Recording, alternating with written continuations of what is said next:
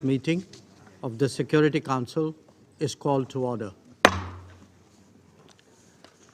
The provisional agenda for this meeting is maintenance of international peace and security, new orientation for reformed multilateralism. The agenda is adopted. I would like to warmly welcome the Secretary General and the distinguished ministers and other high-level representatives.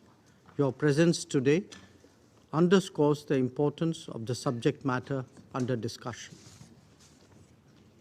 In accordance with Rule 37 of the Council's Provisional Rules of Procedure, I invite the representatives of Algeria, Argentina, Armenia, Australia, Austria, Azerbaijan, Bangladesh, Bulgaria, Chile, Cuba, Ecuador, Egypt, Estonia, Ethiopia, Georgia, Germany, Guatemala, Indonesia, the Islamic Republic of Iran, Italy, Japan, Kazakhstan, Kuwait, Latvia, Lebanon, Liechtenstein, Lithuania, Malta, Morocco, Nepal, Nigeria, Pakistan, the Philippines, Poland, Portugal, Qatar, the Republic of Korea, Romania, St. Vincent and the Grenadines, Singapore, Slovenia, South Africa, Spain, Switzerland, Thailand, Turkey, Ukraine, and Vietnam to participate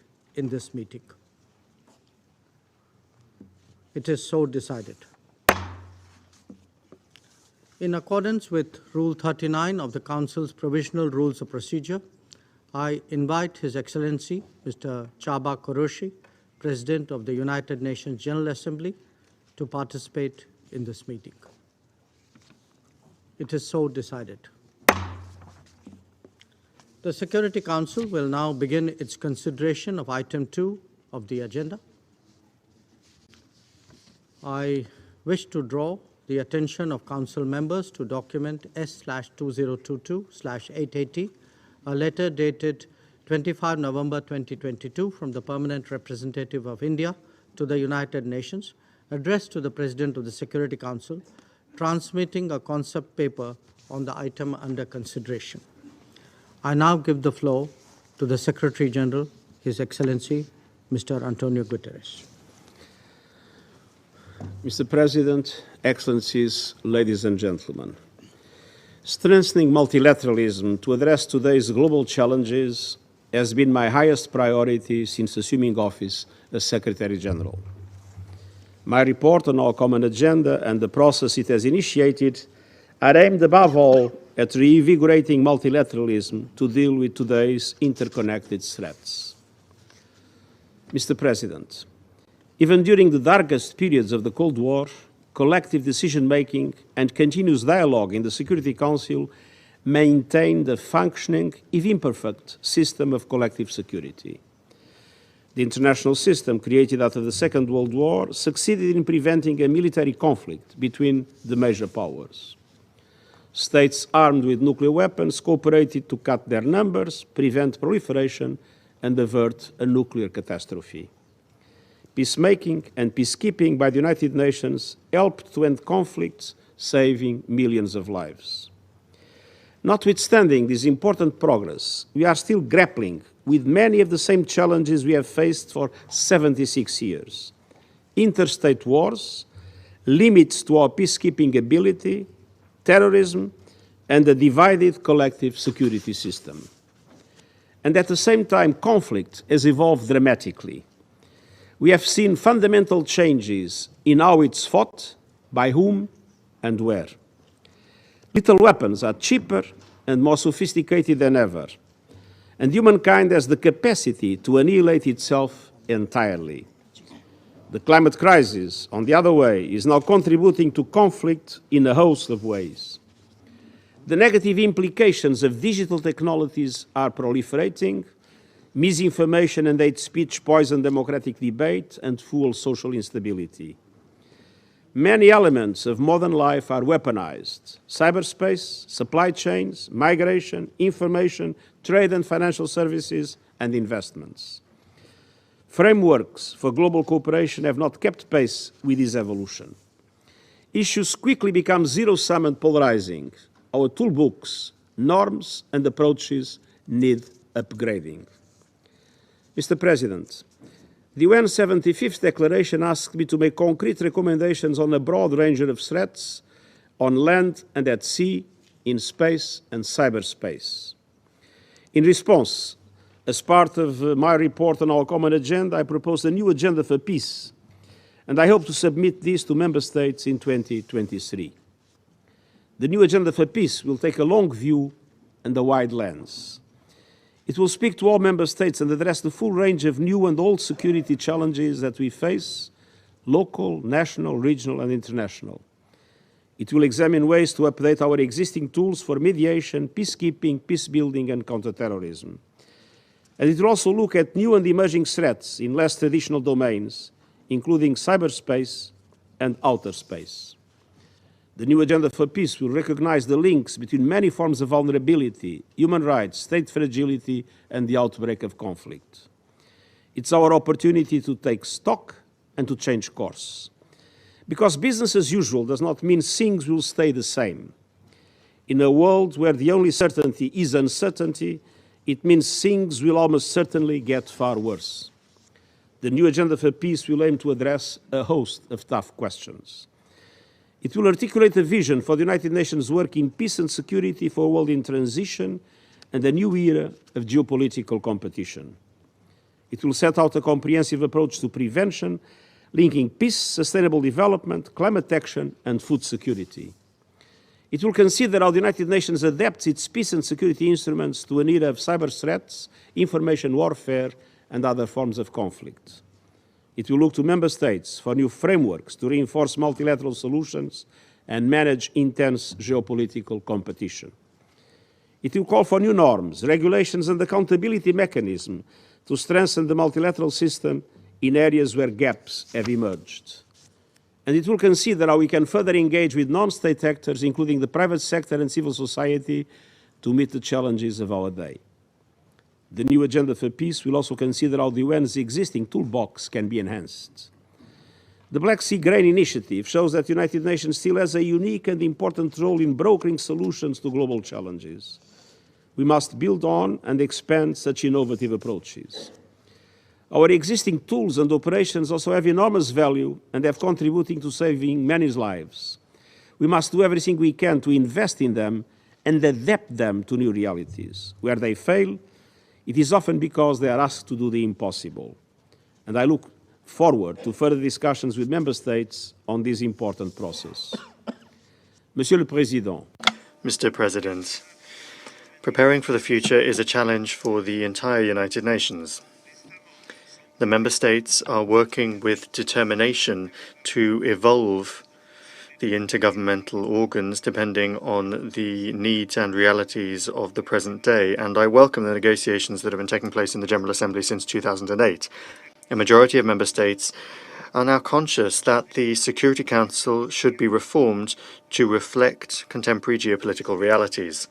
I hope that the regional groups and the Member States will be able to work together to achieve a greater consensus on the path to follow and on the modalities for reform. The organization and I myself stand ready to provide the necessary support. The Council is already benefiting from the new working methods that have been put in place, including open debates and informal mechanisms which aim to strengthen collaboration with the entirety of the UN's membership. The contribution of women's rights organizations in the Council has helped us make headway on our prevention work and strengthen our response to current conflicts. Consultations that are open to a broader range of stakeholders, including women's rights organizations and persons affected by conflict, displacement, and human rights violations, can only benefit the work, the influence, and the credibility of the Council. I also note the calls from Member States for the revitalization of the work of the General Assembly and the strengthening of the Economic and Social Council in the context of a reformed multilateralism. The General Assembly has demonstrated that it plays a vital role in bringing Member States to consider the questions that are on its agenda. This year alone, it has adopted many important resolutions, including on the war in Ukraine, the right to a healthy environment, and the use of the veto by the members of this Council. Regarding any decision from member states aiming to rationalize the practices of the General Assembly, resolutions, the presentation of reports, the functioning of the committees, or to strengthen the work of the high-level week of the General Assembly, the Secretariat stands ready to provide its support. Regarding the Economic and Social Council, the proposed biennial summit between ECOSOC, the heads and state of government of the G20, the Secretary General, and the international financial institutions would be an important step towards the better coordination of global governance and the creation of a global financial system that is adapted to today's world. Mr. President, the challenge to be overcome is clear. We have the opportunity and the obligation to remember the promise of the United Nations Charter to save succeeding generations from the scourge of war. We must keep this promise with the help of a revitalized, effective, representative, and inclusive multilateralism. Thank you. I thank the Secretary General for his briefing. I now give the floor to His Excellency, Mr. Chaba Kurush.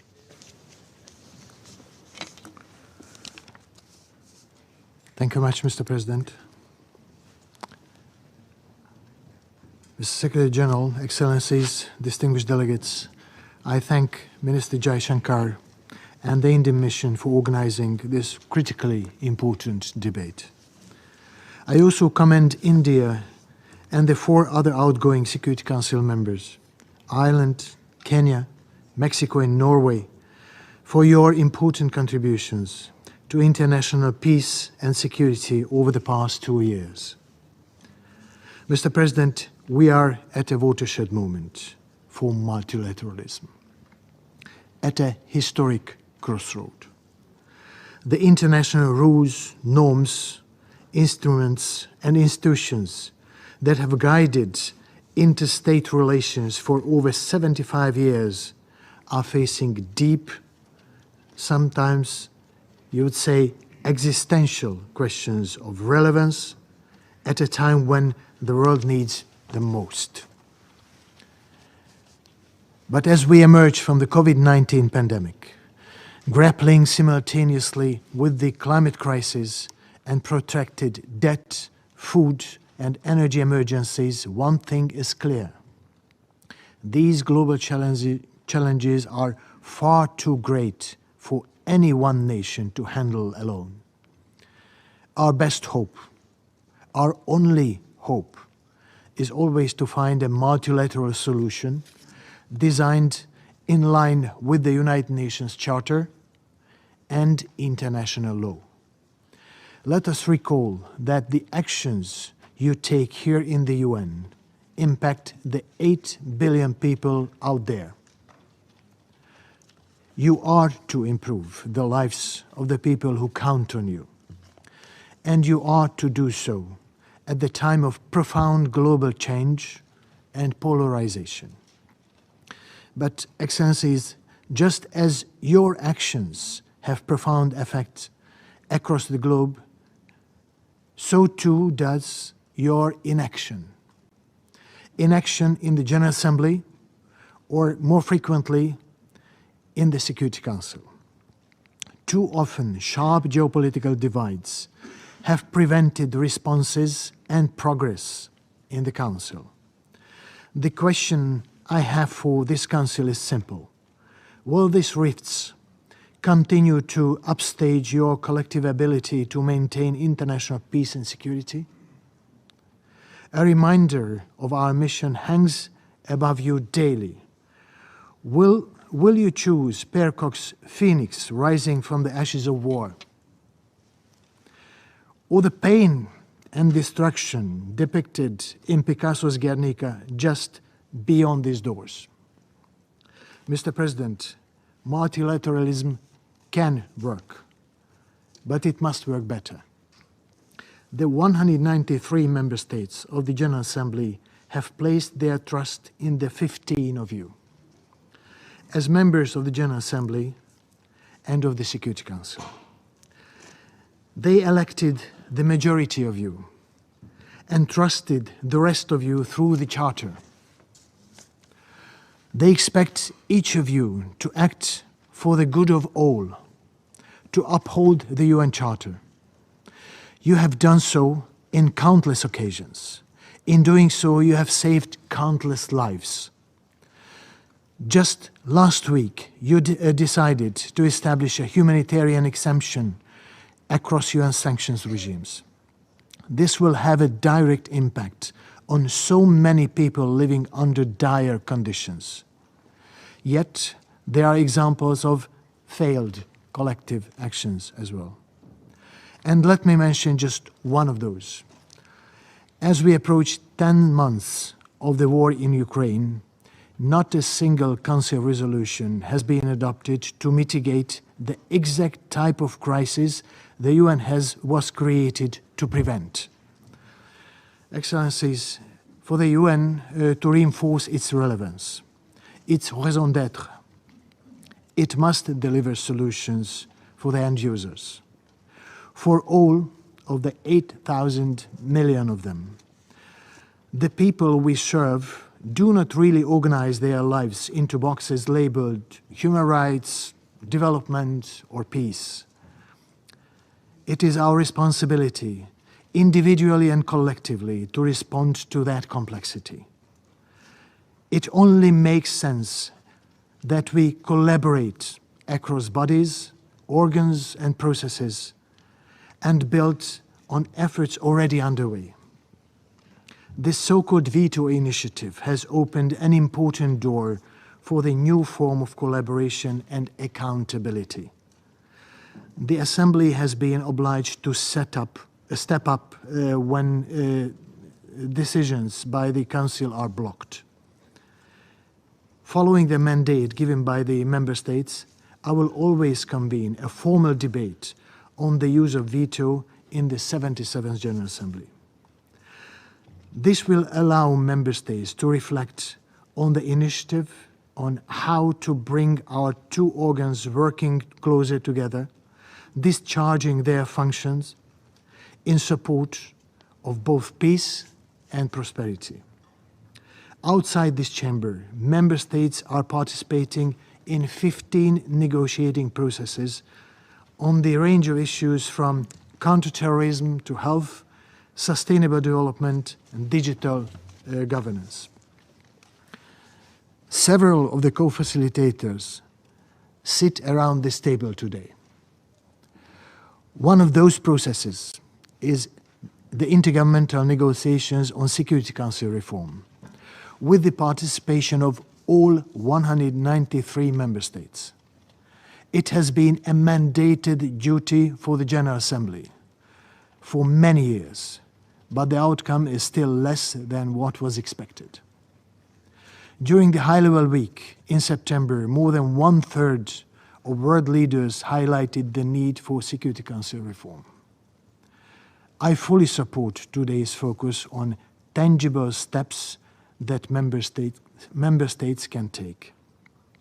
I ask each of you, as members of the General Assembly, to take up this challenge, to move from a position of no or later to a position of yes and now. Excellencies, as we embark on our discussion, I urge you to think about those who rely on you and your ability to agree, to ensure their safety and well-being, to guarantee the delivery of humanitarian aid that will save their lives, to support inclusive peace processes with full, equal, and meaningful participation of women and marginalized groups that will end the fighting and suffering in their communities, to support the demobilization of former combatants and child soldiers that will reunite their families, and to ensure protection from conflict-related sexual violence that no one should ever have to endure.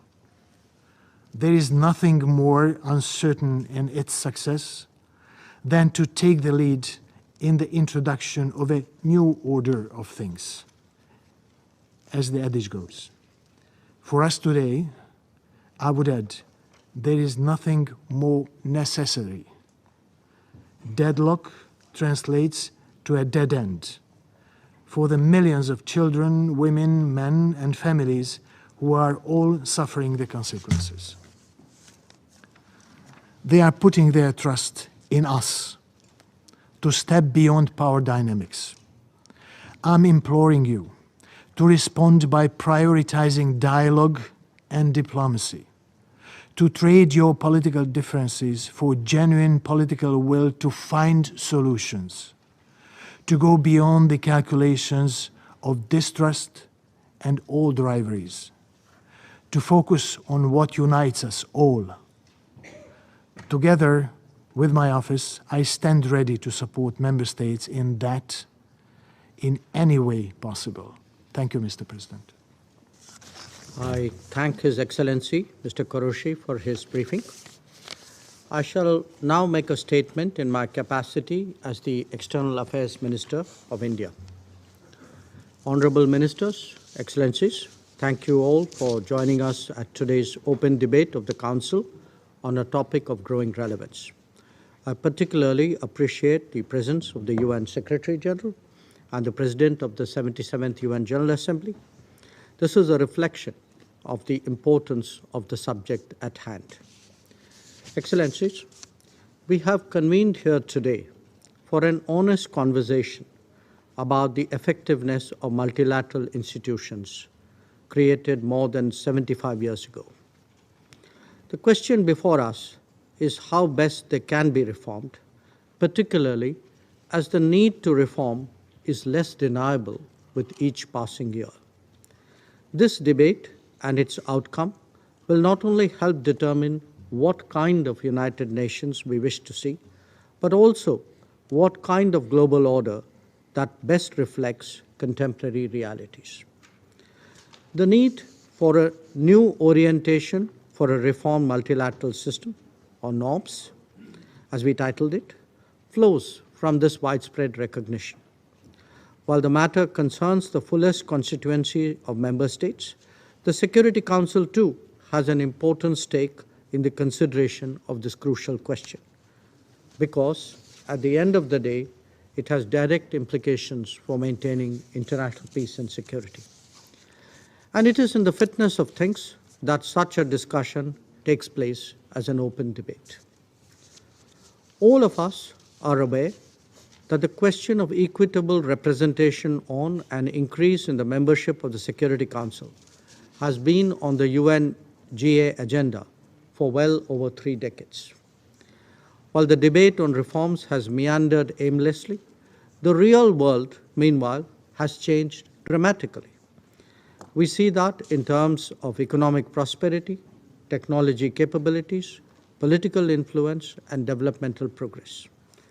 The broad dispersal of capabilities and responsibilities has been expressed, for example, in the emergence of the G20. That realization is now steadily percolating through the wider membership of the UN. At the 77th UNGA, we were all witness to a growing sentiment in favor of reform. Our challenge is to translate that into concrete outcomes. The call for change has been accelerated by growing stresses on the international system that we have experienced in recent years. On the one hand, they have brought out the inequities and the inadequacies of the way the world currently functions. On the other, they have also highlighted that a larger and deeper collaboration is necessary to find solutions. Let me give a few examples. During the COVID pandemic, many vulnerable nations of the global south got their first vaccines from beyond their traditional sources. Indeed, the diversification of the global production was itself a recognition of how much the old order had changed. The knock-on effects of conflict situations have also underscored the necessity for a more broad-based global governance. Recent concerns over food, fertilizer, and fuel security were not adequately articulated in the highest councils of decision-making. Much of the world was therefore led to believe that their interests did not matter. We cannot let that happen again. When it comes to climate action and climate justice, the state of affairs is no better. Instead of addressing the relevant issues in the appropriate forum, we have seen attempts at distraction and diversion. On the challenge of terrorism, even as the world is coming together with a more collective response, multilateral platforms are being misused to justify and protect perpetrators. Each one of these examples makes a strong case why it should not be business as usual in the multilateral domain. We not only need to increase stakeholdership, but also enhance the effectiveness and credibility of multilateralism in the eyes of the international community and in the eyes of global public opinion. That is the purpose of NOBS. Excellencies, if this is to happen, member states from Latin America, Africa, Asia, and small island developing states should have credible and continuing representation in the Security Council. Decisions about the future can no longer be taken without their participation. Equally important is to make working methods and processes of the global institutions, including this Council, more accountable, objective, and transparent. Failing to do so would only lend this Council to charges of politicization. Excellencies, let us recall that at every milestone in multilateral diplomacy, the sentiment for reform has been expressed at the highest levels. This ranges from the Millennium Declaration to the World Summit of 2005 and the 75th Anniversary Declaration of the UN in 2020. This year, too, the UNGA heard calls from more than 70 leaders, more than double the number of 2021. Why then are we failing to deliver on such a strong desire for change? The answer lies in the nature of the IGN process itself. One, it is the only one in the United Nations that is conducted without any time frame. Two, it is also singular in being negotiated without any text. And three, there is no record keeping that allows progress to be recognized and carried forward. Not just that, there are actually suggestions that negotiations start only when consensus has been achieved. Surely, we cannot have a more extreme case of putting the cart before the horse. 3 decades since the formation of the open-ended working group on UNSC reforms, we have nothing to show for precisely these reasons.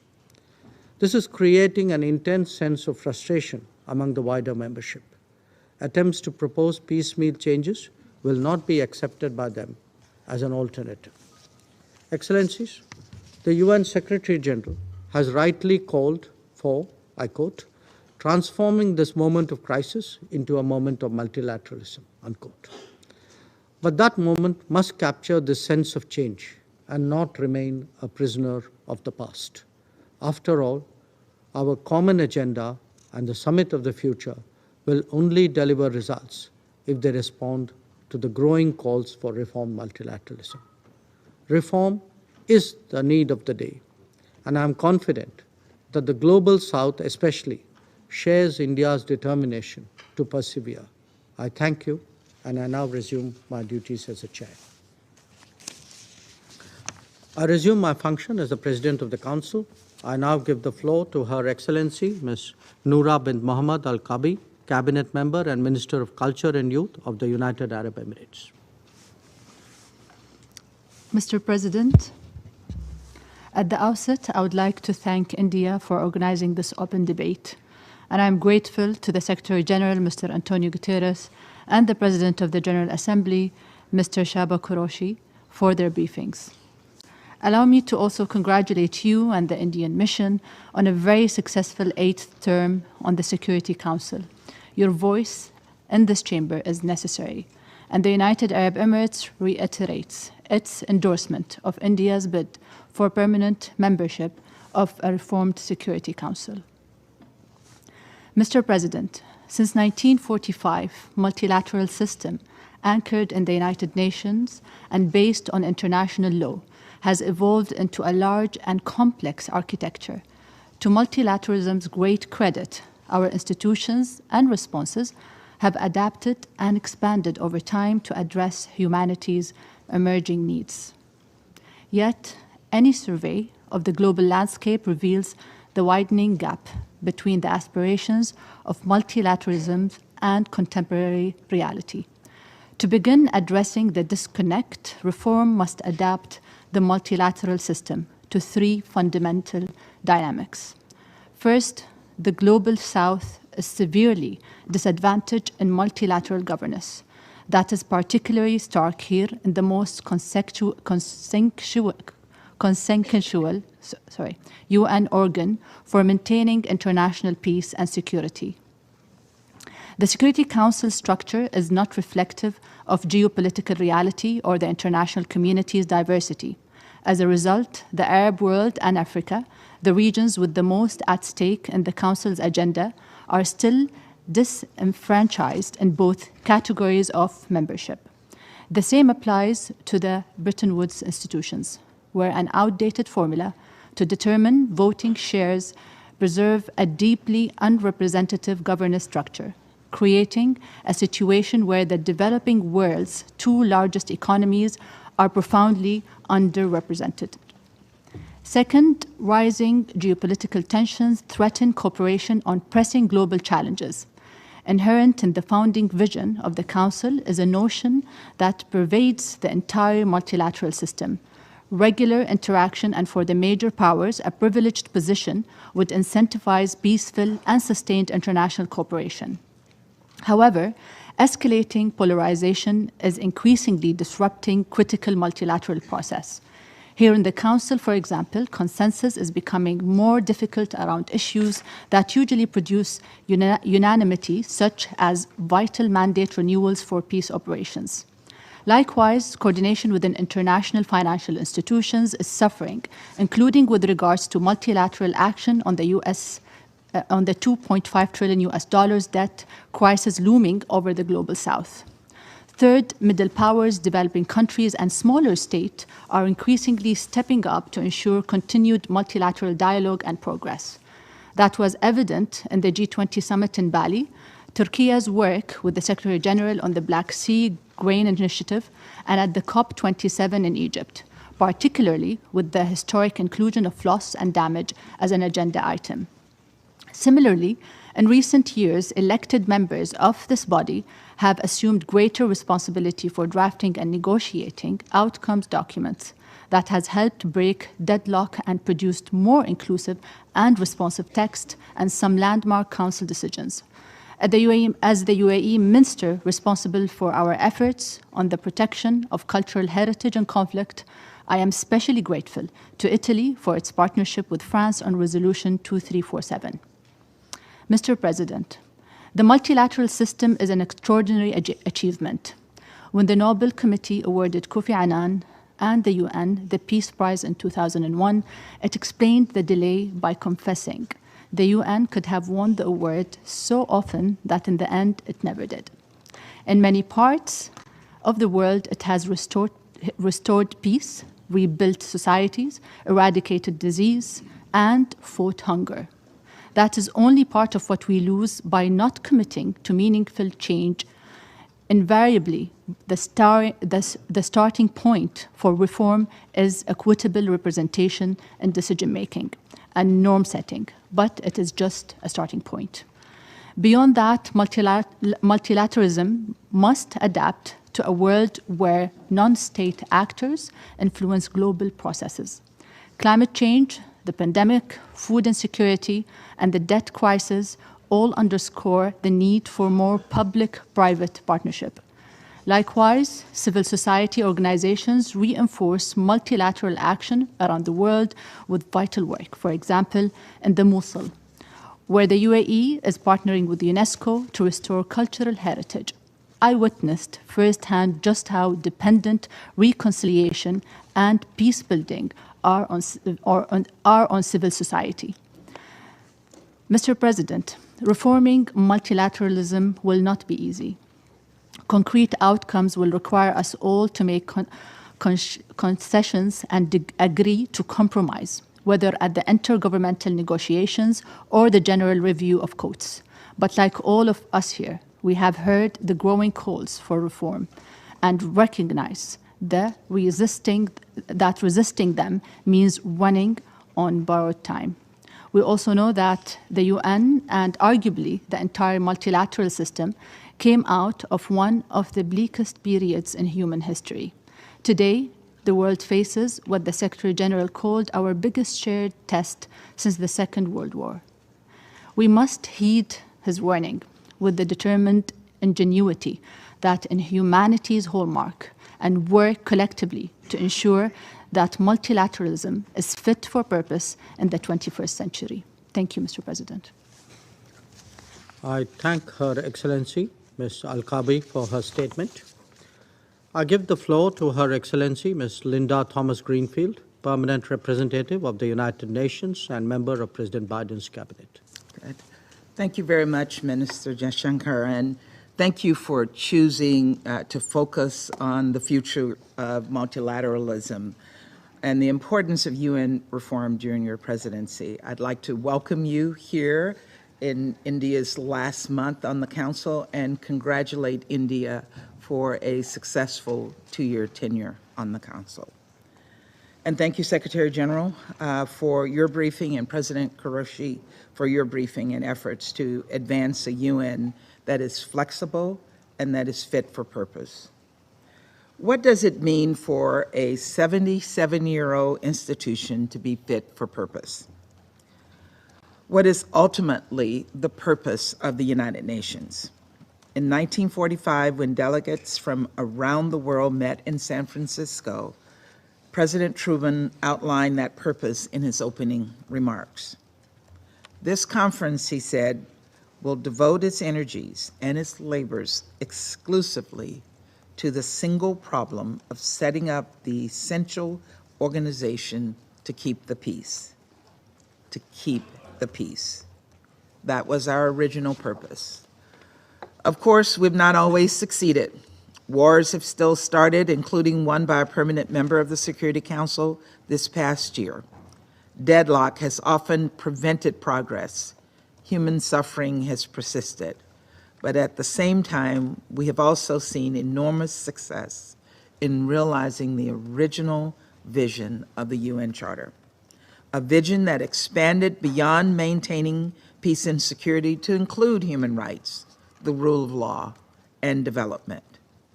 Together, we have curtailed nuclear proliferation.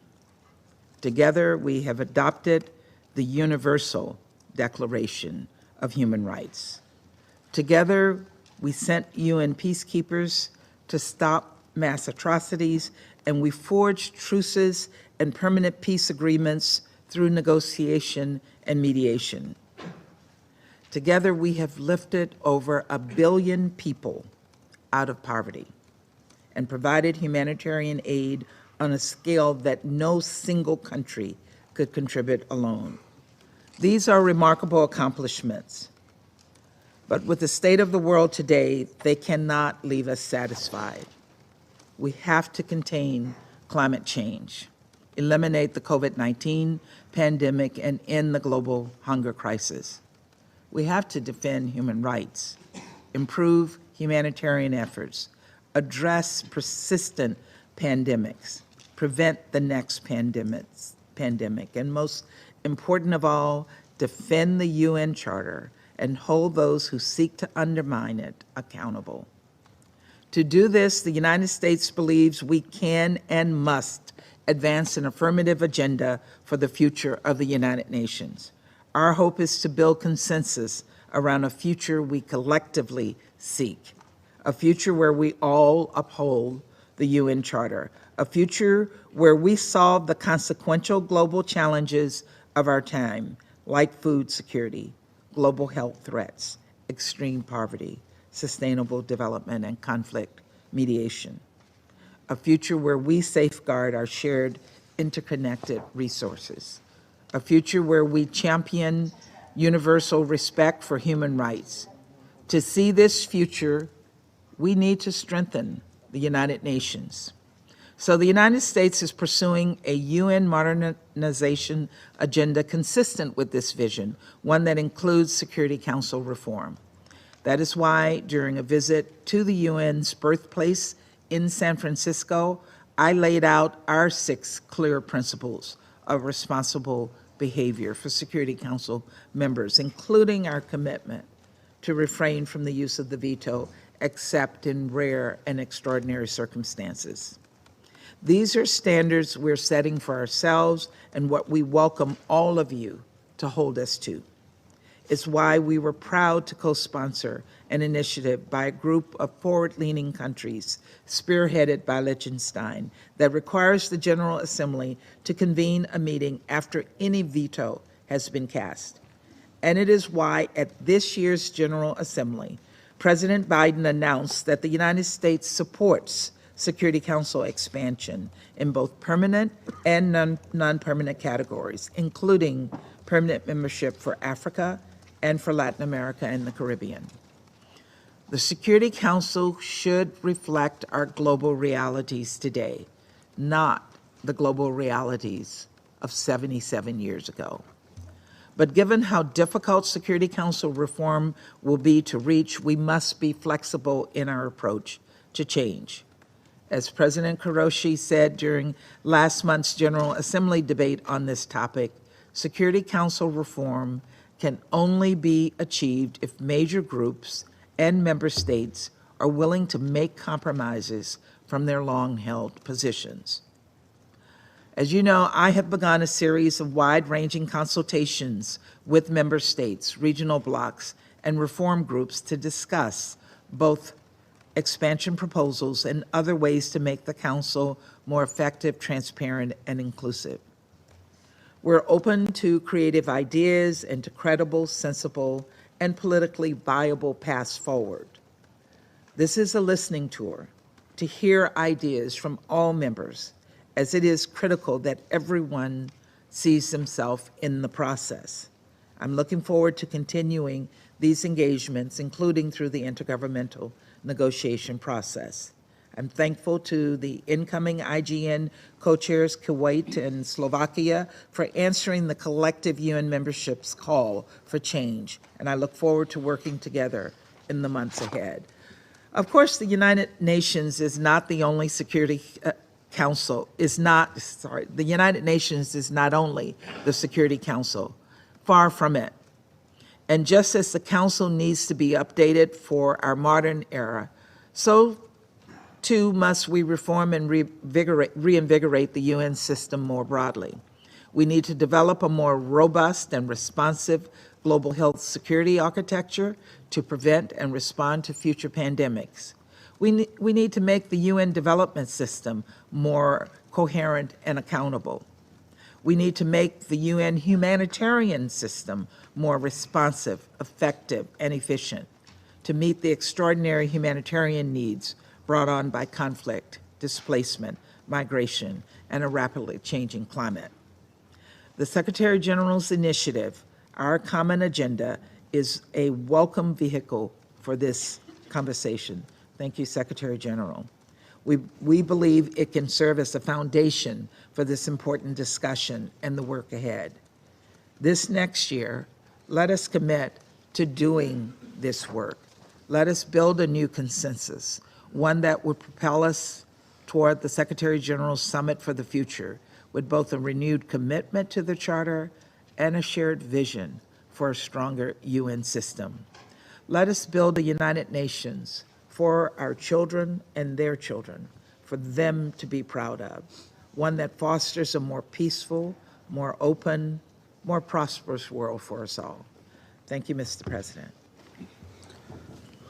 I thank Her Excellency, Ms. Thomas Greenfield, for her statement. I now give the floor to His Excellency, Mr. Ramesses Cleland, Permanent Secretary of Ghana.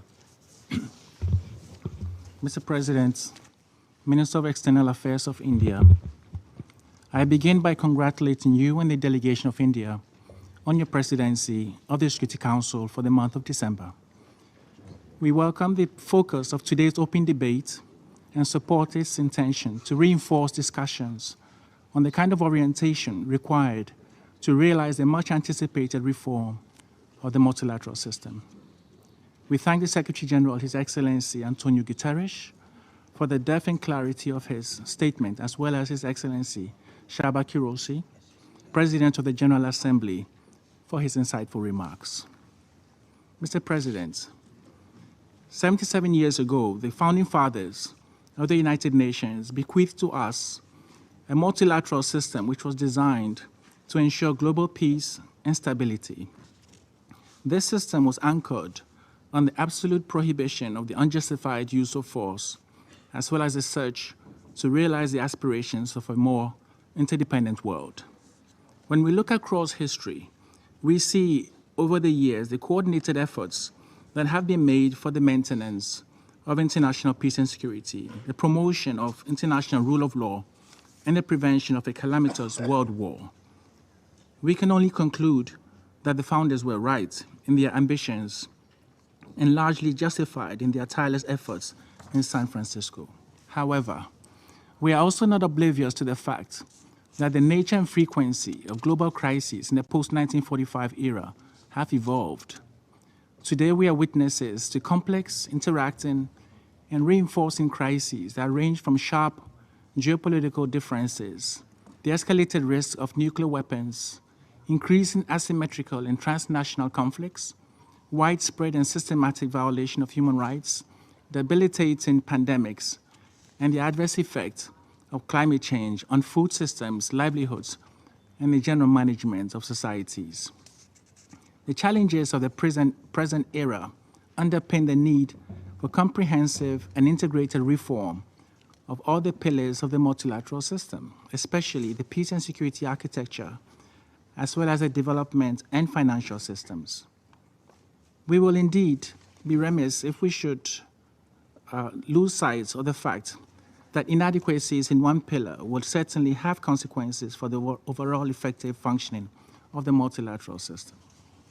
Mr. President, while reforms in themselves are not an end in themselves, they are often necessary catalysts for calibrating a better approach to collectively realize the objectives we seek. It is therefore not surprising that over the 3 decades of frustrating discussions on the reform of the United Nations Security Council, there have been several calls for global solidarity to ensure an early reform of this noble institution. The most notable recent call was that made by our heads of state and governments in the 75th anniversary political declaration for us to instill new life into the reform process of the Security Council under the aegis of the intergovernmental negotiations process.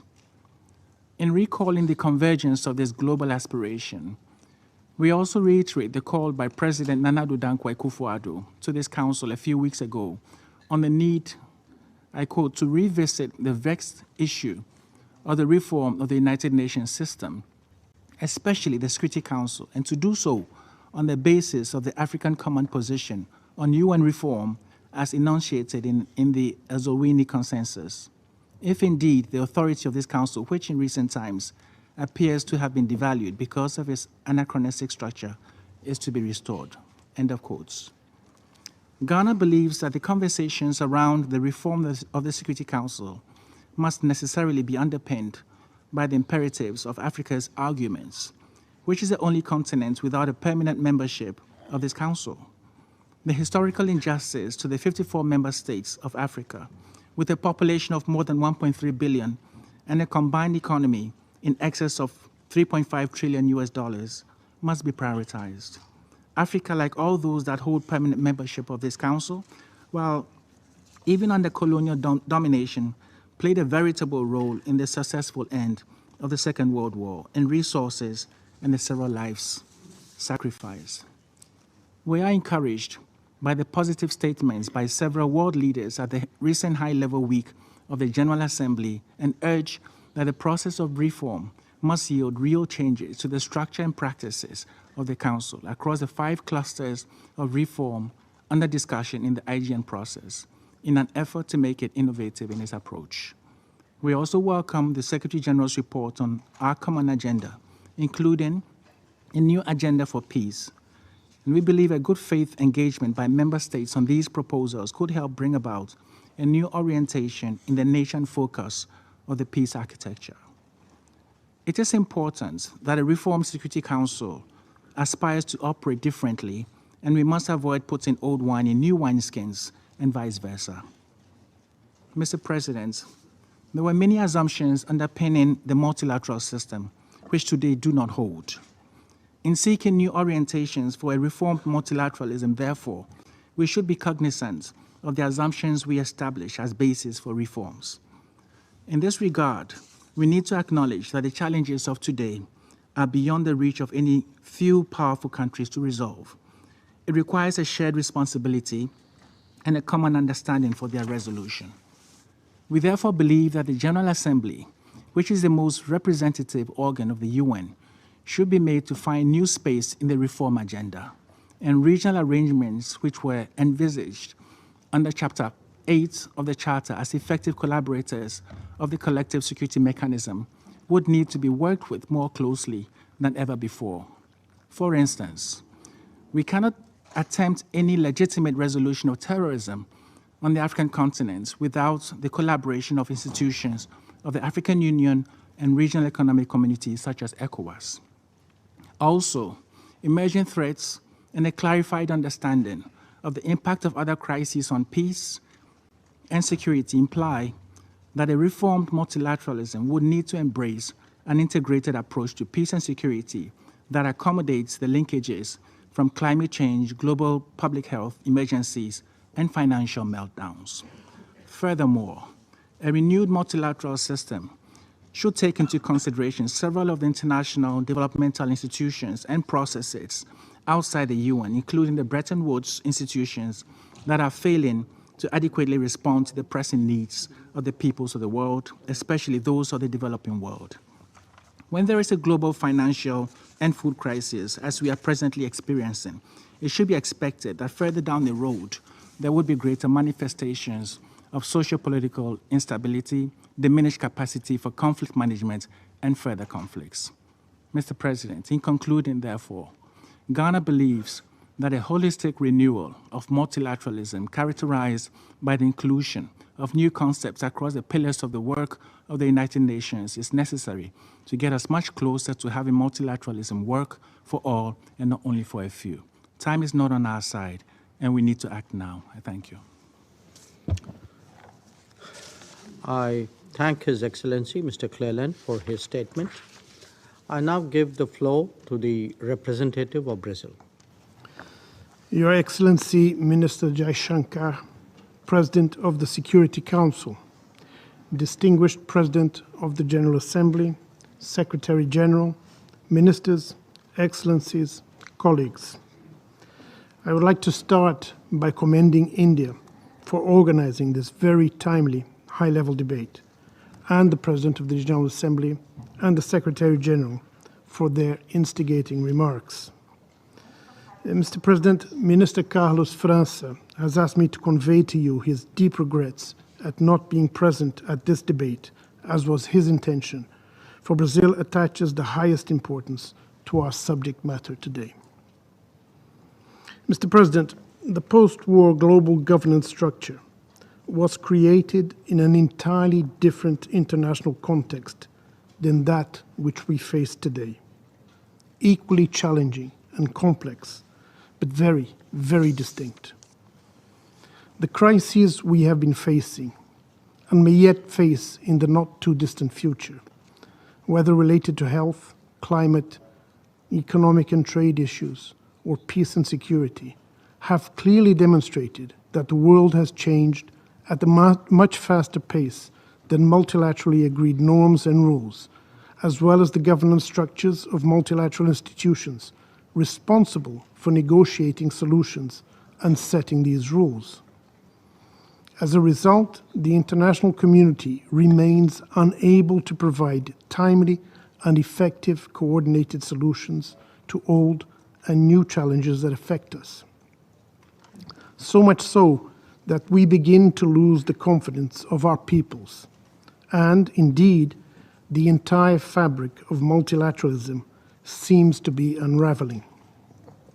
There seems to be widespread agreement that we are facing crises on multiple fronts, and that the consensus, and yet the consensus that none of these issues can be truly overcome by one nation or even in small groups, lives side by side with the slow but steady fragmentation of the multilateral order and growing lack of credibility of the post-war international regimes. The development gap between nations needs to be at the center stage of international governance if we want to address the root causes of many of the interconnected problems the world faces today. Discussions in the Security Council clearly show that poverty and inequality within and between nations are intrinsically linked to conflicts. In this regard, we could devote more time to discussing the linkages between poverty, inequality, and conflict on an equal footing with other emerging challenges that have captured the Council's attention in the last years. The conflict in Ukraine reignited old disputes and brought the world once again to the brink of a disaster. The deadlock in the Security Council and the spillover effect that the conflict had in other multilateral forums, some of them unrelated to the situation itself, played a destabilizing effect over the institutions we rely on to uphold the principles we share. More than that, the conflict in Ukraine exacerbated long-known shortcomings and unveiled the consequences of our inability to adapt old institutions to new realities. Since World War II, many new issues and threats have emerged, and the multilateral system has created tools to address them. If the main international organizations in the economic domain, such as the IMF and the World Bank, were able to initiate a reform process to update their composition and working methods, we would expect the same from the main world political body. It is shocking that entire regions are excluded from the Security Council's central decision-making processes, with the complete absence of Africa and Latin America and the Caribbean among permanent members. Although reform is needed on many fronts, peace and security is an area of particular concern. This is where reform talks are completely stalled, despite the blatant inadequacy of the current structure of the United Nations Security Council. Excuse me. While world governance has become increasingly more complex and challenges more serious, the reform of the Security Council has become only more urgent and essential to make the body more representative, legitimate, and effective. Sadly, we have already started to bear the consequences of our inaction. An instrument designed according to the interests of 20th century powers to solve 20th century problems, the Security Council is no longer fit for purpose. It is proving unable to uphold international law and defend the principles enshrined in the Charter of the United Nations. Above all, it no longer spurs peaceful resolution of conflicts, as well as diplomacy and dialogue. As a consequence, we are now regretfully confronted with a political crisis without the tools in place to remediate it in a legitimate and effective manner. The world outside these halls is taking note of this. We are glad, however, that the vast majority of the membership agrees on the need to act swiftly. The urgency of reform was clearly acknowledged by many of our leaders in the general debate last September, including developing and developed countries from all regions of the globe and most of the permanent members of this Council. Mr. President, turning to the main elements of reform, there are 2 points I would like to stress. First, the deadlock that emerged in the Council in the context of the conflict in Ukraine increased the support for initiatives aimed at curtailing and regulating the veto power. Brazil agrees with the general intention behind most of them, such as the French-Mexican initiative on veto restraint to the case of mass atrocities.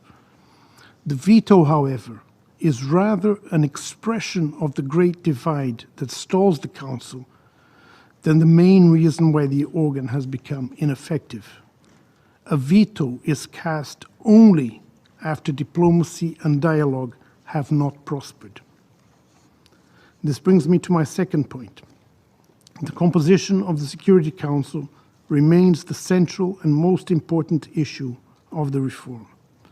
The Security Council cannot and will not be a legitimate and effective body as long as the Global South remains sidelined and whole regions, such as Latin America and the Caribbean and Africa, are not represented in the permanent category. We need to pave the way for the inclusion in the Council of new members capable of taking on major responsibilities in the field of international peace and security, representing all regions of the world. For effective diplomacy, the Security Council needs to be fully attuned to today's reality. Furthermore, it is imperative that the lack of representativeness of the Council be addressed in the reform in both categories of membership. A half-hearted reform that does not address the fundamental problem of lack of representation and, by consequence, lack of legitimacy in the permanent category will be merely window dressing. Besides the composition itself, it is imperative to make progress in the discussions related to the Council's working methods, with a view to bringing more transparency and accountability to its activities. The Security Council must be more open in relation to non-member states, more efficient in its decision-making process, and seek greater coordination with other UN bodies, especially the Peacebuilding Commission. Mr. President, the international system is at a critical juncture, facing a multifaceted crisis, while its central body in the field of peace and security seems unequipped to provide us with answers and solutions. The Council should be much more than a forum for mutual accusations or a stage to entertain a specific audience. Reform is needed so that the Council becomes once again a forum for constant dialogue and diplomacy, an organ where mutually agreed compromises are found and tensions subside. We take this opportunity to express our disappointment with the fact that the Security Council reform is not mentioned in the proposals concerning a new agenda for peace proposed in the report Our Common Agenda. Brazil firmly believes that any agenda for peace that does not include the UN Security Council reform cannot be considered new. The formulation of a new agenda for peace must include a profound discussion on how to relaunch the discussions beyond the IGN format, which has run its course. Let us finally go for the high-hanging fruit. After almost a decade in which some delegations effectively took the reform process hostage, we need to untangle ourselves, galvanize member states to negotiate in good faith and act with a sense of urgency. Too much is at risk, and therefore we all need to rise to the occasion. In the current circumstance, more of the same has become irresponsible at best. If we fail to advance reform in a timely fashion, the entire multilateral architecture constructed at the end of World War II will be in peril. I thank you, Mr. President. I thank the representative of Brazil for his statement. I now give the floor to the representative of Ireland. Thank you, Your Excellency, and I thank the Indian Presidency for organising this very important open debate. I also thank the Secretary-General and the President of the General Assembly for their briefings today and for their participation. Mr. President, just last week we marked the 100th anniversary of an independent Irish state. One of its first acts was to seek membership of the League of Nations. Ever since, Ireland has remained steadfast in its commitment to multilateralism, and we believe it remains essential to address the global challenges of today. To sit at this table with the mandate of election by the General Assembly is both a great honour and a great privilege. And those of us lucky enough to do so should be frank enough, honest enough to admit that today multilateralism is struggling. Here in this chamber, charged with the critical mandate to maintain international peace and security, too often we are unable to rise to that challenge.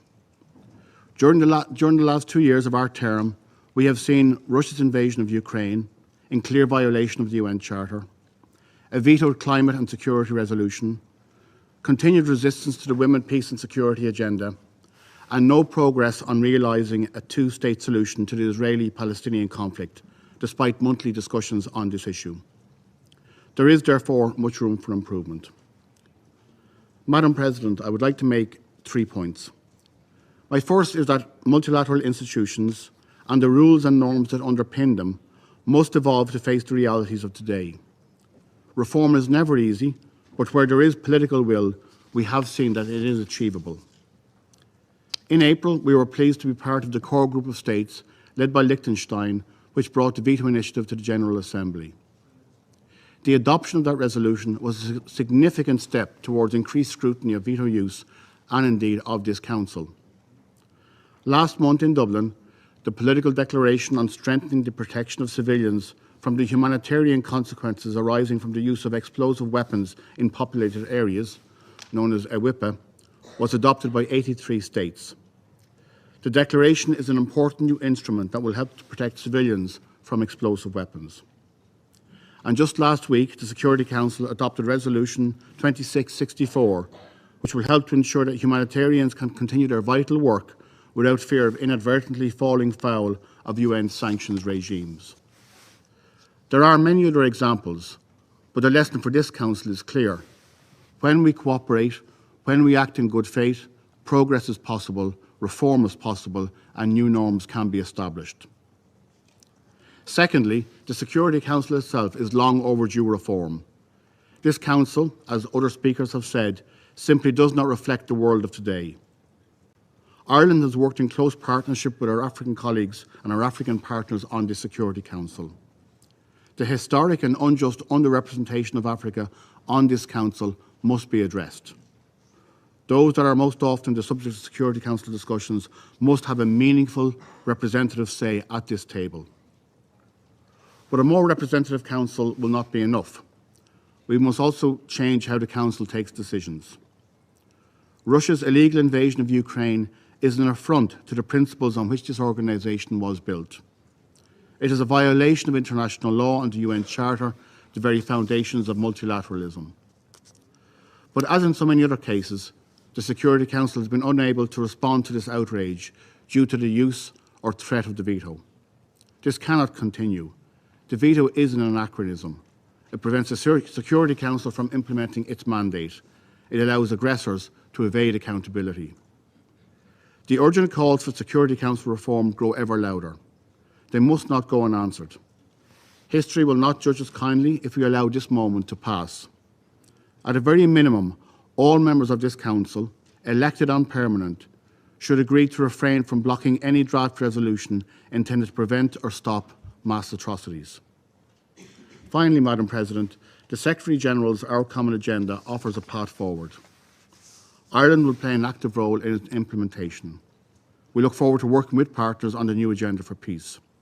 And we also look forward to supporting efforts to get back on track towards sustainable development, notably by co-facilitating negotiations for the outcome of the SDG Summit next September. Ultimately, however, reforms alone will not make multilateralism work. The responsibility rests with us, the Member States. Ireland will finish its term on the Security Council at the end of this month. Over the past 2 years, we have seen how an absence of trust has prevented the Council from effectively implementing its mandate. If Council members, and the permanent members in particular, deeply distrust each other, this body cannot hope to meet the immense challenges it faces. Member States will continue to have differing perspectives on many of the issues on the Council agenda, but all Council members, permanent and elected, must find a way to work in genuine partnership and in good faith, so that the Council can act with the ambition and determination that are required of it today, and that the world calls on it to act today. Too often we have seen narrow self-interest take precedence in this Council, and we have seen Council members block crucial decisions to protect themselves or their allies. Madam President, Council members, whether permanent or elected, have reached this table in different ways. But once we are in this chamber, we have a shared and collective responsibility to defend international peace and security. We must live up to that responsibility, not abdicate it. Thank you. I thank Ireland for their statement, and I now give the floor to the United Kingdom. Thank you, President. And I join others in thanking the Secretary-General and the President of the General Assembly for opening our debate and their leadership on this issue.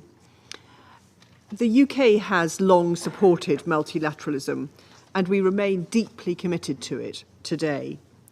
We take seriously our role in strengthening the multilateral system and supporting the rules-based international order. This is more important than ever. Today, as we've heard, we face extraordinary, complex, and interconnected challenges. This includes the global threat posed by climate change and violations of human rights that have a disproportionate effect on women and girls. With Russia's illegal invasion of Ukraine, we've also witnessed a permanent member of the Security Council violating the UN Charter and flouting the principles of sovereignty and territorial integrity. In the face of these challenges, the UN as a whole and the Security Council must continue to take decisive action. But the world today is very different to the one that gave birth to the UN in 1945. So it's right that we consider how the UN and the multilateral system should evolve. The Security Council must, as others have said, become more representative of the world today. And the UK has long called for its expansion in both the permanent and non-permanent categories. As the UK Foreign Secretary publicly reiterated this week, we support new permanent seats for Brazil, Germany, India, and Japan, and permanent African representation. We also look forward to the resumption of the General Assembly's intergovernmental negotiations on Security Council reform and hope to see these progress to a text in the new year. Beyond the Security Council, the UK welcomes the Secretary-General's efforts to advance wider UN reform. We strongly support his reform agenda and vision for a UN 2.0, better adapted to the challenges of the 21st century. We also welcome the Secretary-General's report on our common agenda, seeking to turbocharge delivery of the Sustainable Development Goals. As we know, these have been set back by the pandemic and the global energy and food crises. The new agenda for peace, in particular, will set new ambition for the UN's response to international peace and security, and we welcome the further detail the Secretary-General set out today. Through better data use, analysis, innovation, and strategic foresight, we can unlock the full potential of the UN. This must also be accompanied by a focus on results. Beyond this, we support reform efforts with international financial institutions and admire the momentum built by the Prime Minister of Barbados, Her Excellency Mia Mottley.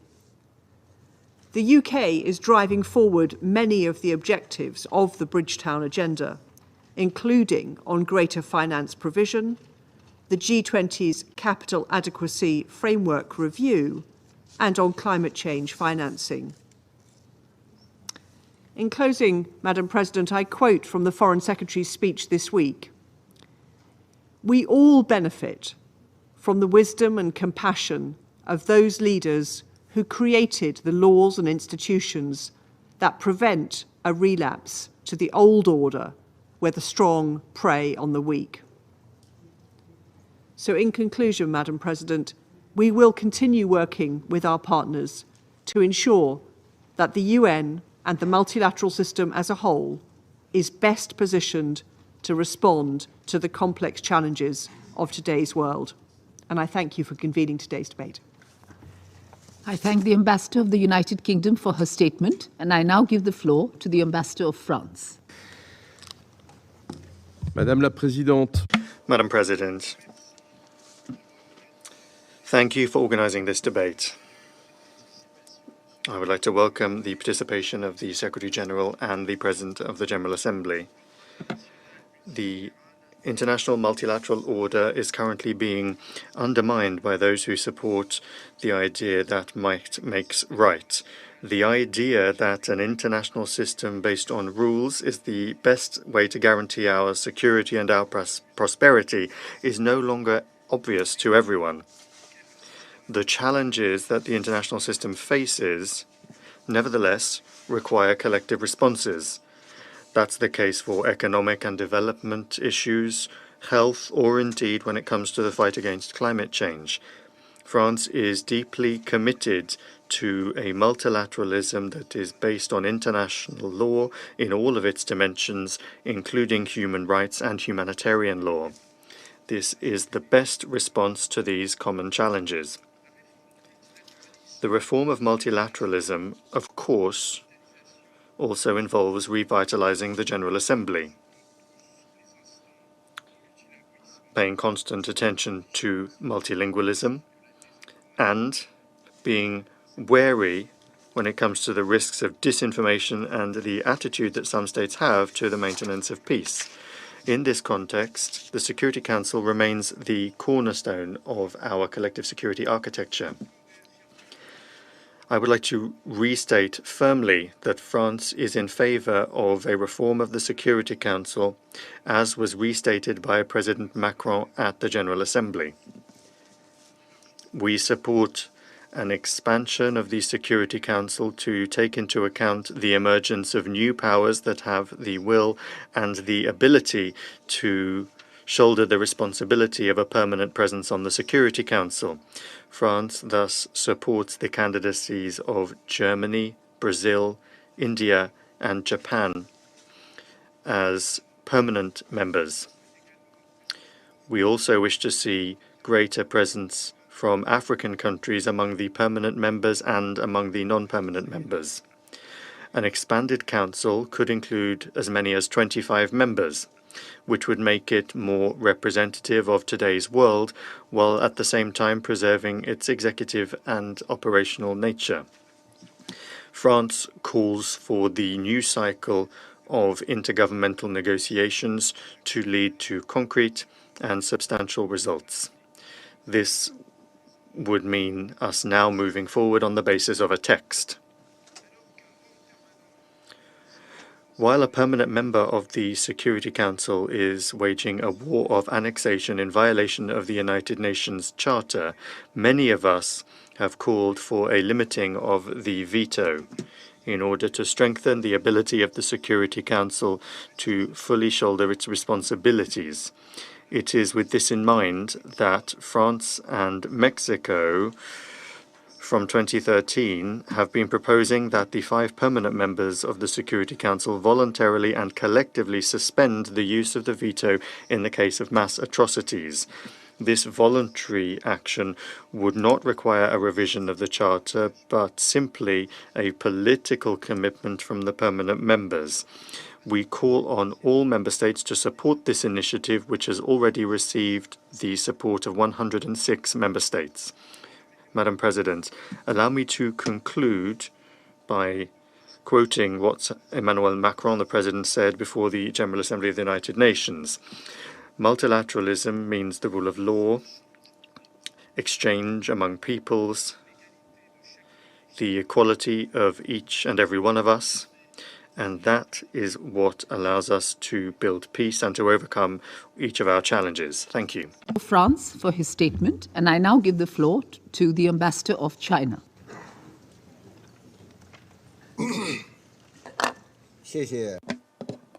Thank you, Madam President. Madam President, The world today is undergoing major changes unseen in a century, and the world economy, international security, geopolitics, energy, environment, and global governance are all facing daunting challenges. The international system with the UN at its core is both carrying higher expectations and facing unprecedented pressure. How can multilateral mechanisms better tackle threats and challenges? And what direction should multilateralism take? These are questions on the minds of all those who care about the well-being and the future of the humanity.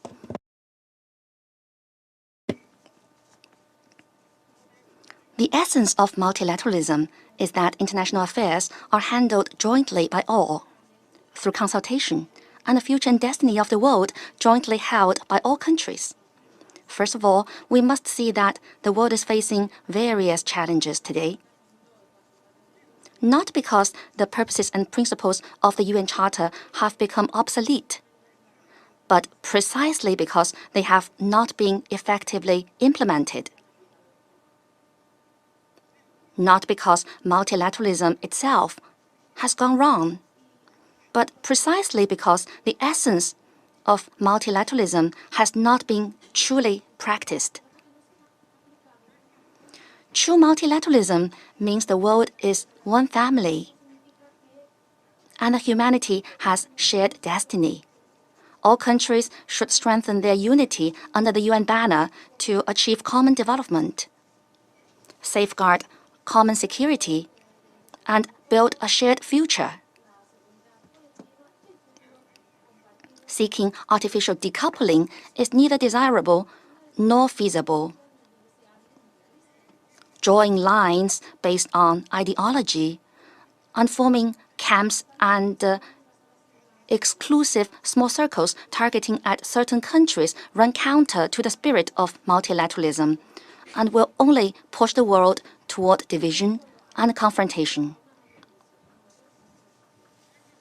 True multilateralism means maintaining the international system with the UN at its core, safeguarding the international order based on international law, and defending the basic norms of international relations based on the purposes and principles of the UN Charter.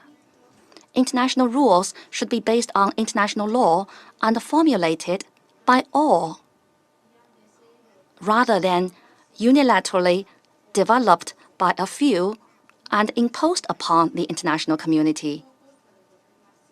Not to mention exceptionalism and double standards. The so-called rule-based international order is ambiguous and does not represent the common will of the international community. True multilateralism means acting together to achieve win-win cooperation. The UN should proceed from the common challenges and give priority to the implementation of the 2030 Agenda for Sustainable Development, so as to ensure that all countries, in particular developing countries, benefit fairly from multilateral cooperation.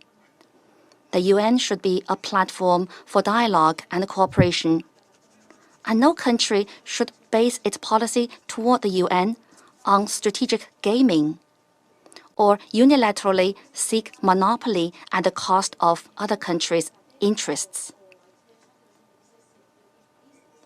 China has always firmly upheld and practiced multilateralism during its presidency of the Council last May. China proposed convening a high-level council meeting on safeguarding multilateralism and the international system with the UN at its core to promote the reaffirmation of all parties' commitment to multilateralism and to build consensus on the use of multilateralism to tackle pressing global problems and to ensure a greater role of the UN and the Security Council in international affairs. Not long ago, when meeting with Secretary General Guterres, President Xi Jinping highlighted that China would continue to uphold genuine multilateralism and firmly support the work of the UN.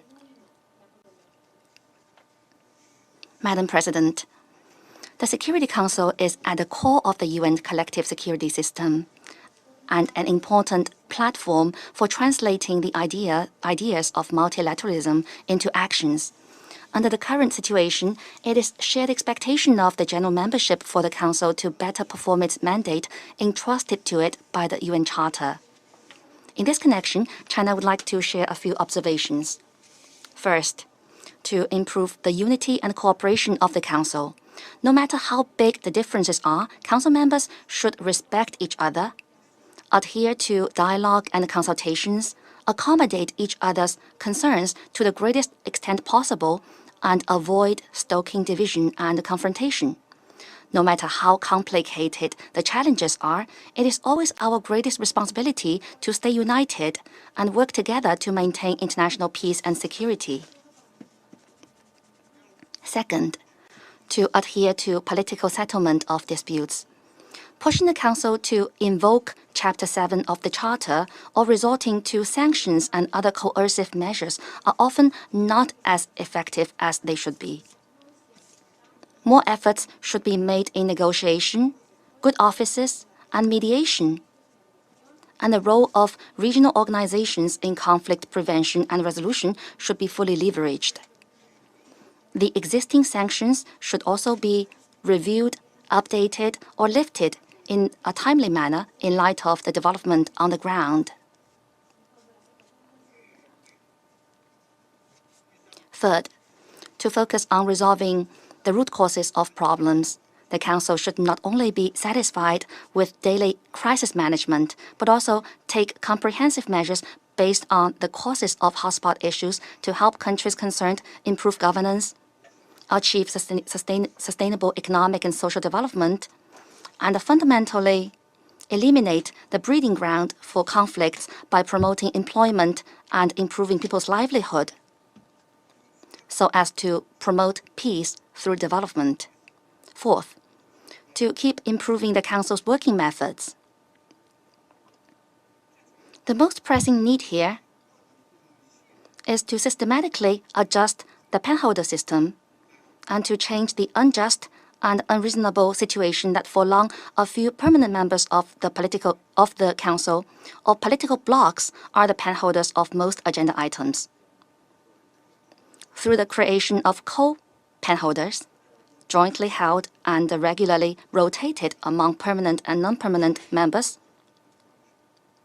among others, the voice of small and medium-sized countries should be enhanced regarding the agenda of the Council. Madam President, the problems in the Council epitomize the systematic flaws of global governance. It is imperative to comprehensively advance reforms of global political, security, economic, financial, and trade governance, enhance the representation and voice of developing countries in global affairs, and promote the development of a more just and equitable global governance architecture. China supports reasonable and necessary reforms of the Council, with priority given to increase the membership of developing and independent countries, including small and medium-sized countries, thereby completely correcting the imbalance of its composition. Africa's unique demand for redressing historical injustice should be fully respected, and special arrangements should be made to comprehensively address Africa's concerns and effectively enhance its representation and voice. The General Assembly has mandated the establishment of an IGN mechanism on Security Council reform, which is the only legitimate channel for all member states to conduct equal consultation and in-depth discussion on Council's reform. The Council should not encroach on the mandate of the GA or interfere with the work of the IGN. Member states should continue to conduct in-depth discussions on various reform ideas and proposals in the IGN in order to seek a package solution that accommodates the interests and concerns of all parties and to reach the broadest political consensus so as to ensure that the reform brings about progress rather than regression, upholds the interests of the broad membership rather than that of just a few countries, and strengthens rather than weakens the role of the Security Council. Thank you, Madam President.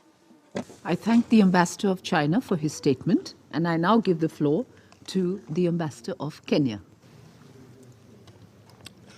Thank you for giving me the floor, and I thank His Excellency Dr. Jai Shankar for convening this important debate. I congratulate India for ably steering this year's final presidency and the sustained excellence of your delegation's diplomatic efforts in the last 2 years. We have both been non-permanent members of the Council. I also thank the Secretary General and the President of the General Assembly for their contributions to this debate.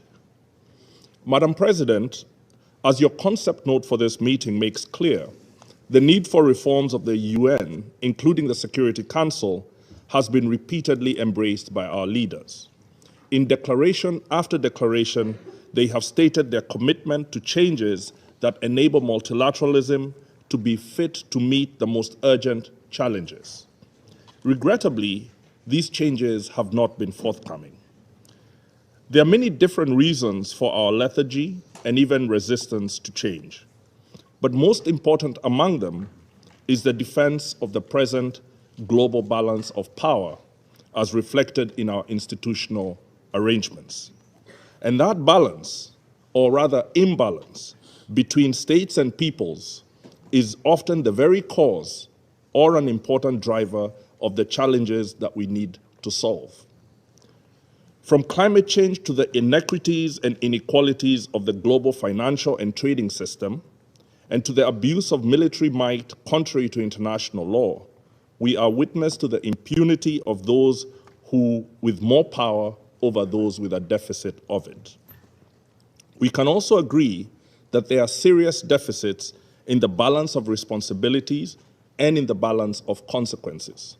For the former, those charged with the most responsibility and given commensurate power in the multilateral system are failing to discharge their duty individually and collectively.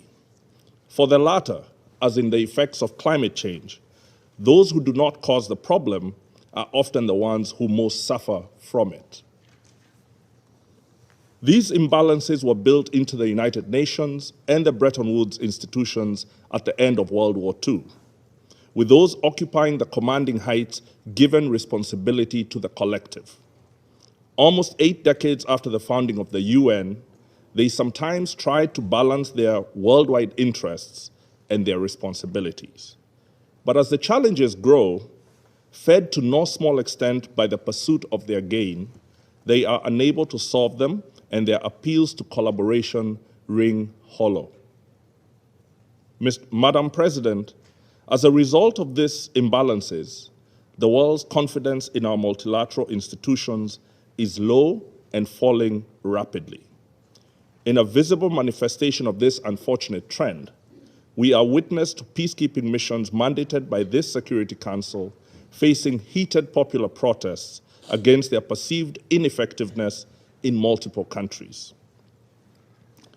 Compare this with the worldwide enthusiasm for the World Cup that's underway as we debate today. There is little doubt that this passion is fed by the perceived fairness of the rules. All teams must submit to the will of the referee, who is neutral. Despite our agonies at referee decisions against the teams we support, we ultimately respect the outcomes of the match.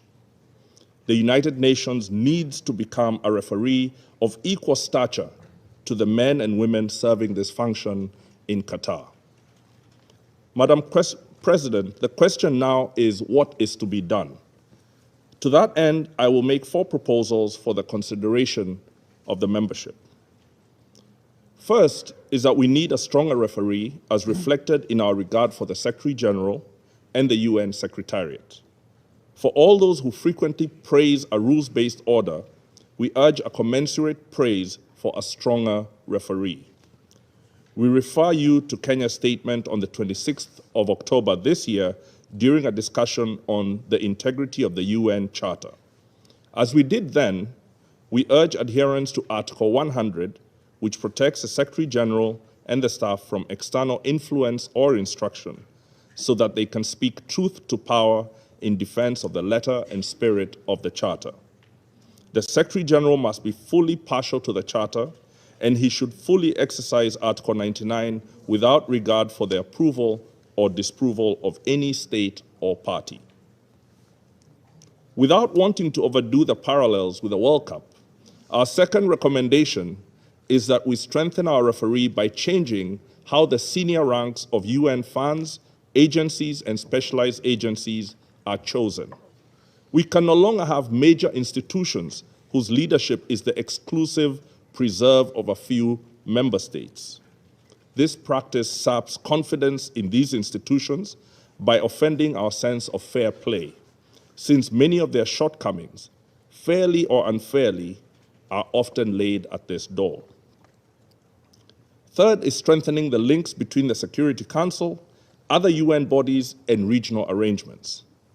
Strong regional mechanisms have increasingly played a key role in preventing escalation of conflicts and in their termination in the Security Council. We merit Africa's peace and security architecture and its deployment of multi-layered good offices, from the role of peers, the chairpersons of the Union and the Commission, the panel of the wise, and the regional economic communities.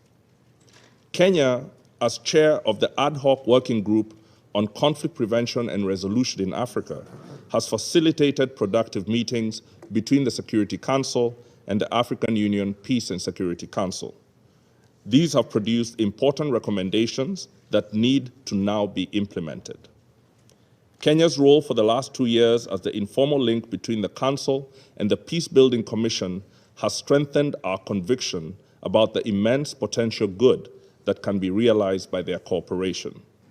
Change should start with the Council's openness to the latter's recommendations and complementary role. Fourth and finally, are substantive and procedural reforms of the Security Council. We welcome today's expressions of support for expanded membership of the Council and look forward to progress in realizing them. The changes must take into account Africa's historical exclusion and the extent of attention the Council pays to its conflicts. Colleagues, one extra seat among permanent members for Africa will not do. We fully align ourselves with Africa's Ezulwini Consensus and the CERT Declaration of 2005. And we want the membership to understand that Africa and other members in solidarity with it will insist on our position being met if reform is to move forward. Africa will no longer accept a junior position in global affairs. We will not accept skewed numbers. We will not accept imbalances when our security is at stake. Listening to the many fine ideas shared today, we are in particular agreement with Brazil's observation that the new agenda for peace must include Security Council reform if it is truly to offer a new chapter for multilateralism. For lack of time, I will finish by emphasizing the need to change the existing practice of penholding in the Security Council. The existing penholders often do a commendable job. However, a strong perception that they are using the pen to sustain a history of its use to pursue national interests is almost inevitable. Even when it is not the case, not least because of our increasing ability to inject misinformation and disinformation into the popular discourse. The immediate reform to address this is to ensure that all pens are sensitive to this reality. Existing pens should be subjected to a review by members of the Council and changes made. In addition, we urge that all new files from Africa have a member of the A3 or the collective as pens during their terms. This will better enable these members who are linked to the African Union's peace and security architecture to draft mandates and statements more in keeping with the required solutions, and to enjoy greater confidence by African members and our citizens whose security is directly at stake. It also means African states seeking membership will need to respond to the competencies and resources required to be an effective pen. Madam President, I conclude by reaffirming Kenya's commitment to the letter and the spirit of the UN Charter as applicable to all members in all situations. Thank you. I thank the Ambassador of Kenya for his statement, and I now give the floor to the Ambassador of Mexico. Muchas gracias. Thank you very much, Madam President. Mexico welcomes the fact that under its presidency, India has proposed this debate to collectively seek new and better ways to bring the multilateral system in line with the demands of the present time and the challenges ahead.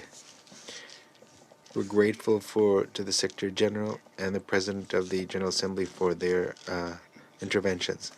Now, it is up to us, the members of the United Nations, to preserve and protect what has been successful and to reform what has not yet allowed us to achieve the legitimate aspirations embodied in the United Nations Charter and in the vast legal and institutional framework that underpins global governance.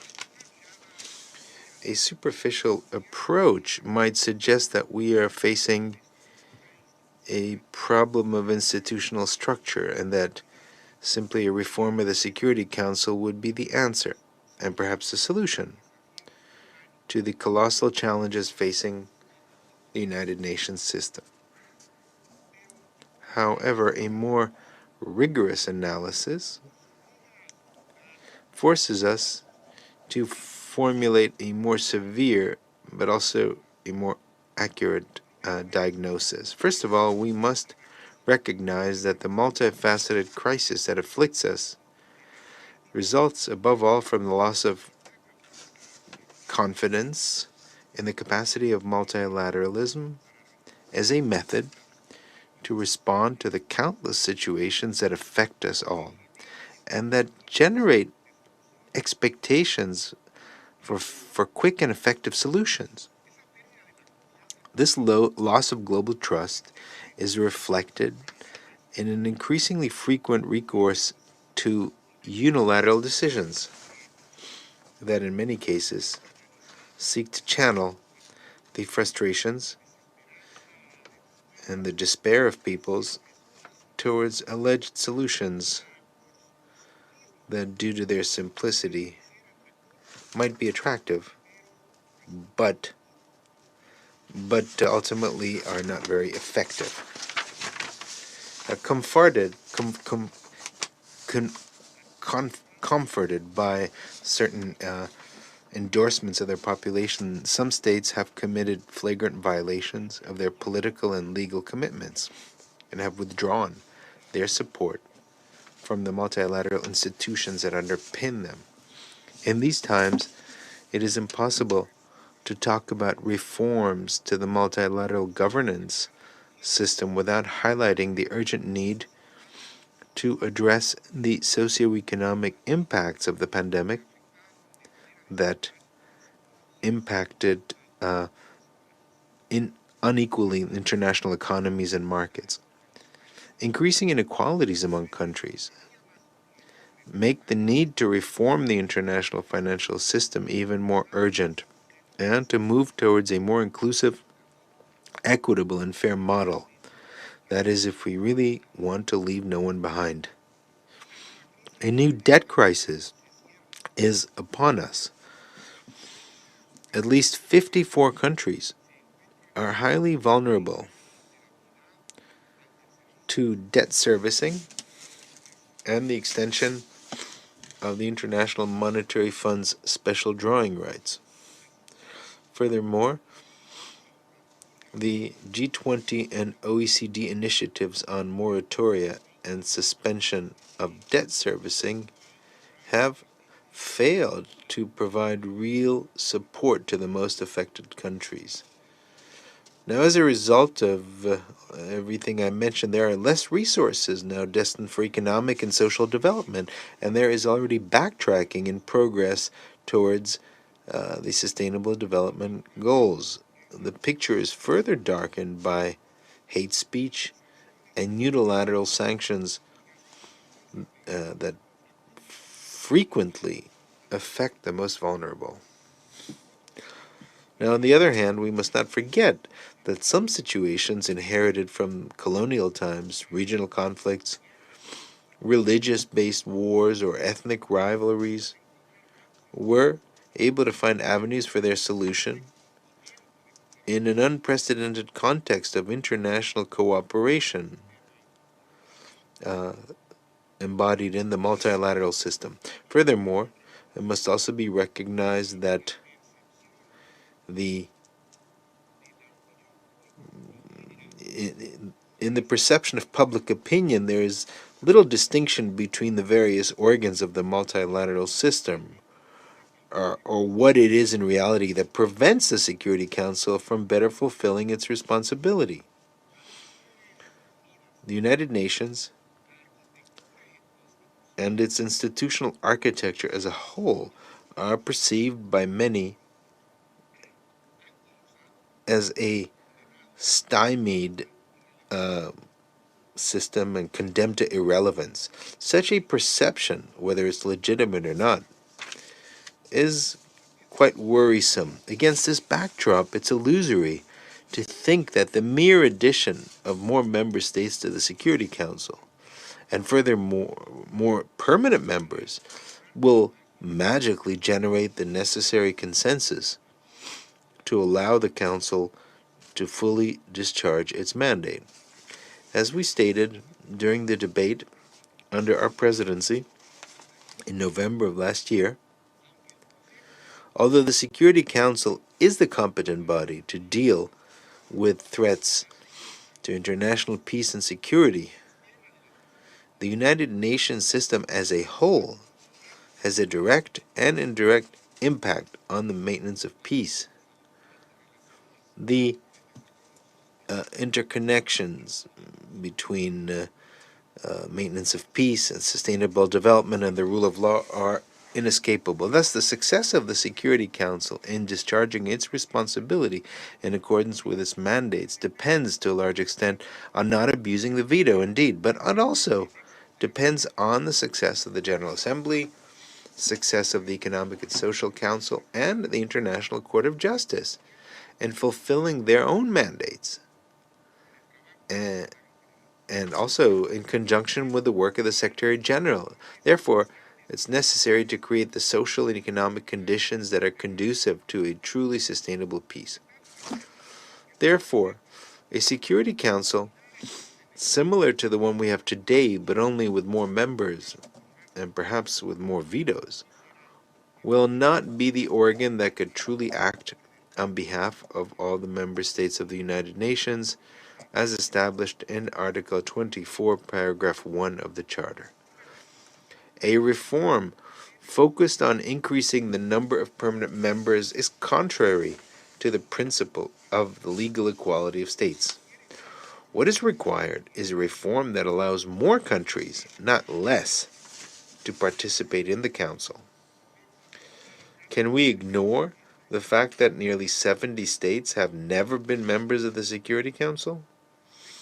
Mexico supports and will support those proposals that consider an increase in the number of seats for elected members through periodic elections, not elections for perpetuity, and also under new modalities. For example, the mandate terms may last for longer periods and offer the possibility of immediate re-election as well.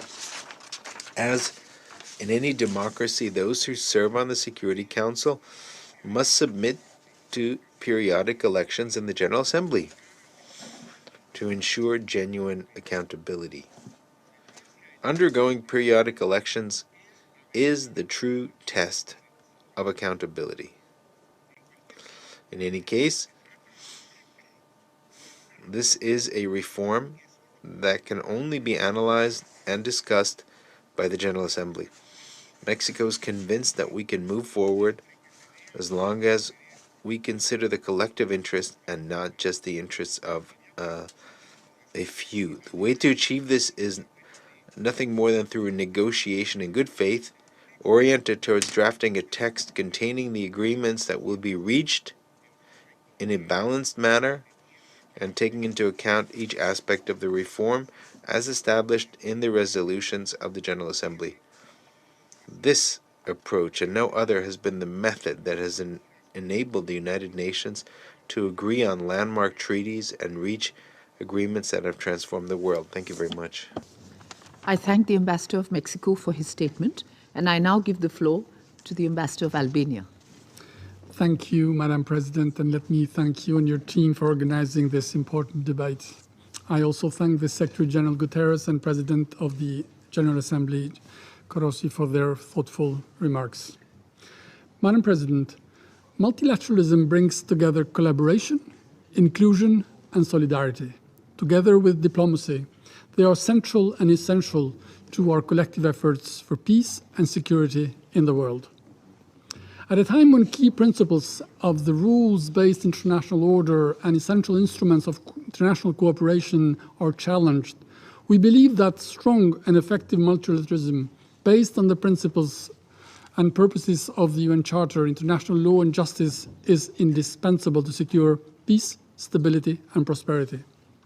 Over decades, through efforts and dedication, we have together agreed to build a global security system based on the key principles such as territorial integrity and sovereignty of states, the peaceful resolution of disputes, the protection of human rights, sustainable development, and solidarity. Genuine commitment to multilateralism and joint efforts have contributed to hold this remarkable system together. Today, the biggest challenge is our ability to maintain the system, reform and adapt it to the changing times, and keeping it effective. As we know very well, it is not a given, and it requires continued devotion and sustained efforts. Madam President, unfortunately, as we have witnessed several times, multilateralism is not always synonym of success. It is so when the rise of nationalism and authoritarianism undermine effective decision-making. It is so when self-narrow interests prevent this very body to act and discharge its responsibilities. As a result, many conflicts remain unresolved, and we see that in Syria, Yemen, in Myanmar, to name a few, with thousands of civilians and entire communities suffering, which only highlights the limitations and the grave consequences when states act only in their own interests. In particular, the aggression in Ukraine has transgressed all these principles and rules. It has disregarded the UN Charter, has breached international law, and has broken the promise of peaceful settlement of disputes. It has also challenged multilateralism to its core and shattered the desire of nations to work together in peace and for shared benefits. This is why it has been crucial that, to a Security Council paralyzed by a blatant conflict of interests, the UNGA has responded decisively by confirming the sound moral grounds of a world that is not ready to condone aggression and accept annexation of territory by force. Together with the veto initiative, this has confirmed the necessity of a strengthened cooperation among the main organs of the organization and has contributed to revitalize and empower the General Assembly, the main deliberative body of the United Nations. This has clearly shown the imperative to improve the functioning of this Council and its ability to take action, remain credible, and act on behalf of the entire UN membership. Albania supports the comprehensive reform of the UN Security Council to make it more effective, transparent, democratic, representative, and accountable. As we all know, one of the key issues that affect the work and the efficiency of the Council remains the use, or better, the misuse of the veto. In this respect, Albania supports the efforts to restrain the use of the veto as contained in the French-Mexican initiative for cases of mass atrocities, as well as proposals contained in the Code of Conduct regarding Security Council action against genocide, crimes against humanity, and war crimes proposed by ACT. Madam President, The serious and multifold challenges of our time, by their nature and global scope, cannot be addressed by countries separately. The traditional challenges and risks to peace and security, amplified by new threats posed by the climate change, pandemics, cyber attacks, new types of weapons, non-state actors, terrorist groups, or mercenaries, do not affect one country alone. They transcend borders. Therefore, to prevent nuclear proliferation and usage, or to properly address threats linked to cyber warfare, biotechnology, and artificial intelligence, we must join hands to act together and find common solutions. We therefore need to rethink the future of UN operations so that they are fit for addressing the challenges, old and new. In this regard, we support the UN's general call for a new agenda for peace, and we recall that regional organizations can play also a key role in preventing and addressing crises. For Albania, preserving the values of multilateralism and international cooperation which underpin the UN Charter and the 2030 Agenda for Sustainable Development is fundamental.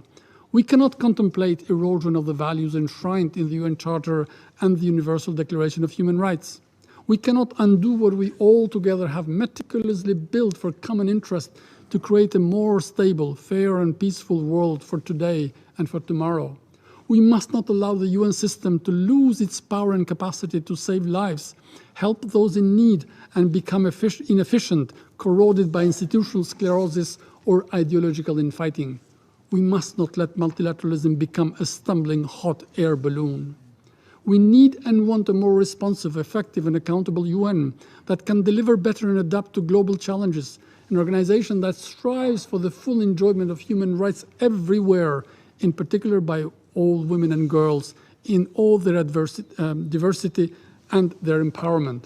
It is, in our view, the only way to respond to current and future challenges and invest in a better future for all. I thank you. I thank the Ambassador of Albania for his statement, and I now give the floor to the Ambassador of Norway. Thank you, President, and thanks to the Indian Presidency for convening this meeting. We also thank the Secretary General and the President of the General Assembly for their briefings. You have both deftly illustrated the changing nature of our multilateral system, one which has served us well for more than 75 years. Many of the problems that face us today can only be solved through multilateral cooperation. Yet, multilateralism and multilateral institutions are under pressure. As a small state, Norway feels this acutely. In these turbulent times, we need a well-functioning and well-regulated international community where small and large states cooperate to find common solutions. Defending and strengthening international rule of law and multilateral cooperation is a core priority for Norway, and we have had the privilege to do so from our distinguished seat here in the Security Council for the past 2 years.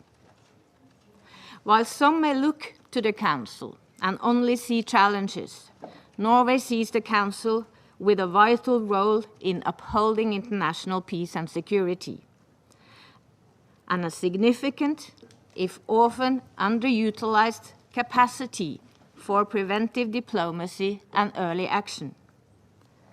It is with this perspective that Norway will continue to support the ongoing General Assembly discussion on comprehensive reform of the Security Council. Yet, to make the Council more effective, transparent, and accountable, there are steps we can and must take now that don't require amendments to the UN Charter.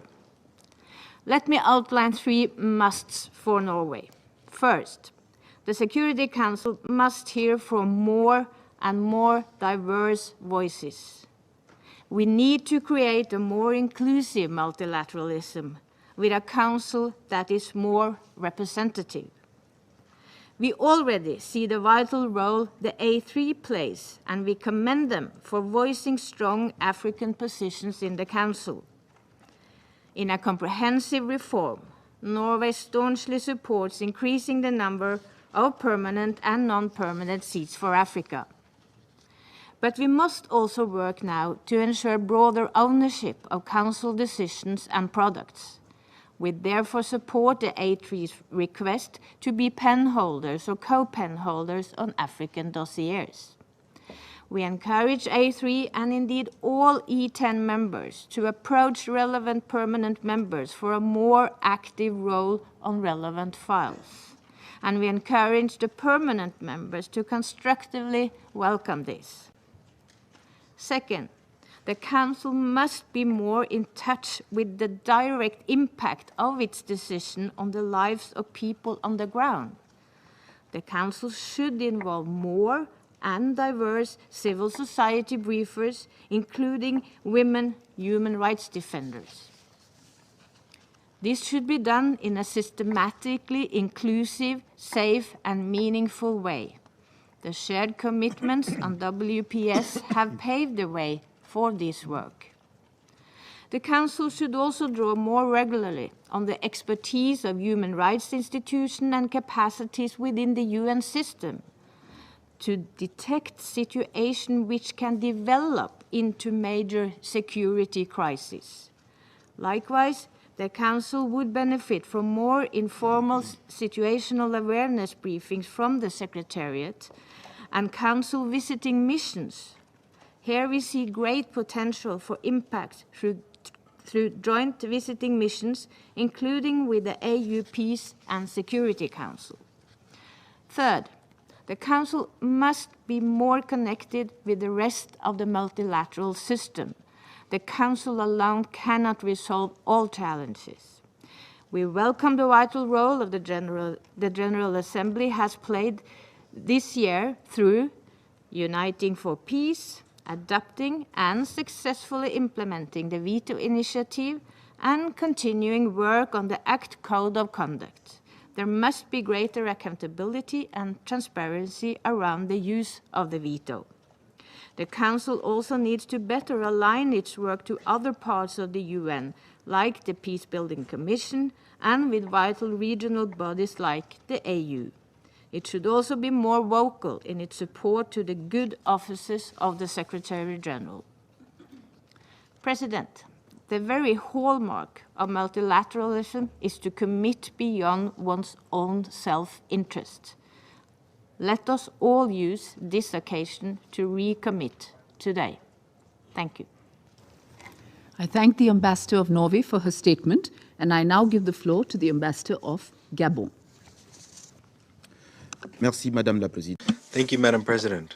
I'd like to congratulate India for the initiative of this important debate, which gives us an excellent opportunity to let our ideas ferment in order to reach a critical mass and thus allow us to shape a common future for us within the multilateral system. I thank the Secretary General of the United Nations and the President of the General Assembly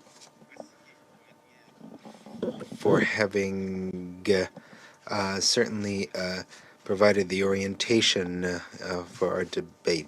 Madam President, the United Nations is an idea of genius.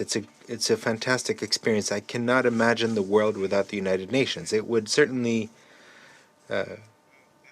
resemble a huge hunting range where nations are either hunters or are hunted. And in fact, one can only wonder if, to some extent, we are approaching this dark, somber canvas. Now, thanks to the United Nations system, today we have an international order based on rules. We have an outstanding architecture of collective peace and security. We have an ambitious program for sustainable development by 2030 and other roadmaps. Yes, we have the tools which are far from being deficient. The question is to figure out how to make these tools more relevant, more effective, and more adapted. How to reform our organization so that it is more efficient in assuring the security and dignity of the peoples of the world. Madam President, we must always remind ourselves that the United Nations were created with a clear goal of preserving future generations from the scourge of war, as stated in the preamble to the Charter. That was the brilliant idea of the victors of the Second World War, to which about 50 other states joined and adopted in San Francisco the Charter, which today constitutes the bond of our peaceful coexistence. Now, around 75 years later, the world has completely changed. The international context has completely changed. The geopolitical landscape has completely changed. The nature of wars has literally been transformed. Technology has completely upended our daily lives. Meanwhile, the structure of our institutions remains mainly unchanged, especially as far as our collective security. The democratic values sought and promoted by most states around the world at the national level have not been transposed to the global level, especially in terms of the composition and the functioning of the main seats and epicenters of the the current international order. It's as though democracy were the right thing for states and not necessarily the right thing for international organizations with a universal vocation. To take up the challenges of the future, our security architecture must reflect current realities and future challenges. We must effect an update of our international institutions, of our mentalities, of our perceptions of what a sustainable peace is, of what shared prosperity is, and what peaceful coexistence is. We must reinvent solutions to the contemporary threats such as climate change and threats to cybersecurity. We must confront the crisis of international solidarity which fuels underlying economic, humanitarian, sanitary, climate, or food crises. We cannot take up these challenges today using, that is, the challenges of the current century by using the tools of the previous centuries. Madam President, a continent such as Africa, which is the second most populated continent of the world, a continent which will, according to estimates, represent a quarter of the world's population by 2050, and which today represents about 70% of the agenda of the Security Council, that such a continent does not have a permanent seat within a body where issues that affect it are decided upon. Now, along the same line of thinking, other nations have legitimate claims to have a permanent seat at the main and decision-making table, which is the Security Council. Now, we are also convinced that it is time to act, to give concrete follow-up to three aspects that will make the multilateral system more credible and more effective. First of all, we must reform the Security Council without further ado. It must be representative of today's reality and of current challenges and future challenges. As an African, I hope that this reform will give priority to the common African position and its legitimate demand as reflected in the Ezulwini Consensus and the Sirte Declaration. Africa will not wait endlessly for the stops and starts of an intergovernmental reform process which to our peoples appears like an incessant distraction. As the president of Gabon recently stated forcefully, Africa will no longer wait. And at the end of the day, we will remember everyone who supported us, but also everyone who was indifferent or who maneuvered to keep Africa as a mere plaything to the major powers. Secondly, we must redefine the rules and mechanisms to confront the threats to our security and the threat of terrorism. As far as rules, we must ensure inclusivity and solidarity and leave no place for double standards, including the policy of solidarity with variable geography. Furthermore, we must specifically tackle the root causes of conflicts and crises. As far as our mechanisms for action, our response must be robust when needed and proportionate to the challenges on the ground. Thirdly, we must fashion a new social compact, a new global pact between generations, between governors and governed, between the global and regional level, by putting a particular stress on young people, women, civil society, and the private sector. In this new social compact for the future, bridges must everywhere replace walls. Education must everywhere beat back the trap of ignorance and intolerance. Multilateralism must prevail over unilateralist postures. And the logic of dialogue must constantly prevail over the logic of antagonism and the logic of zones of influence.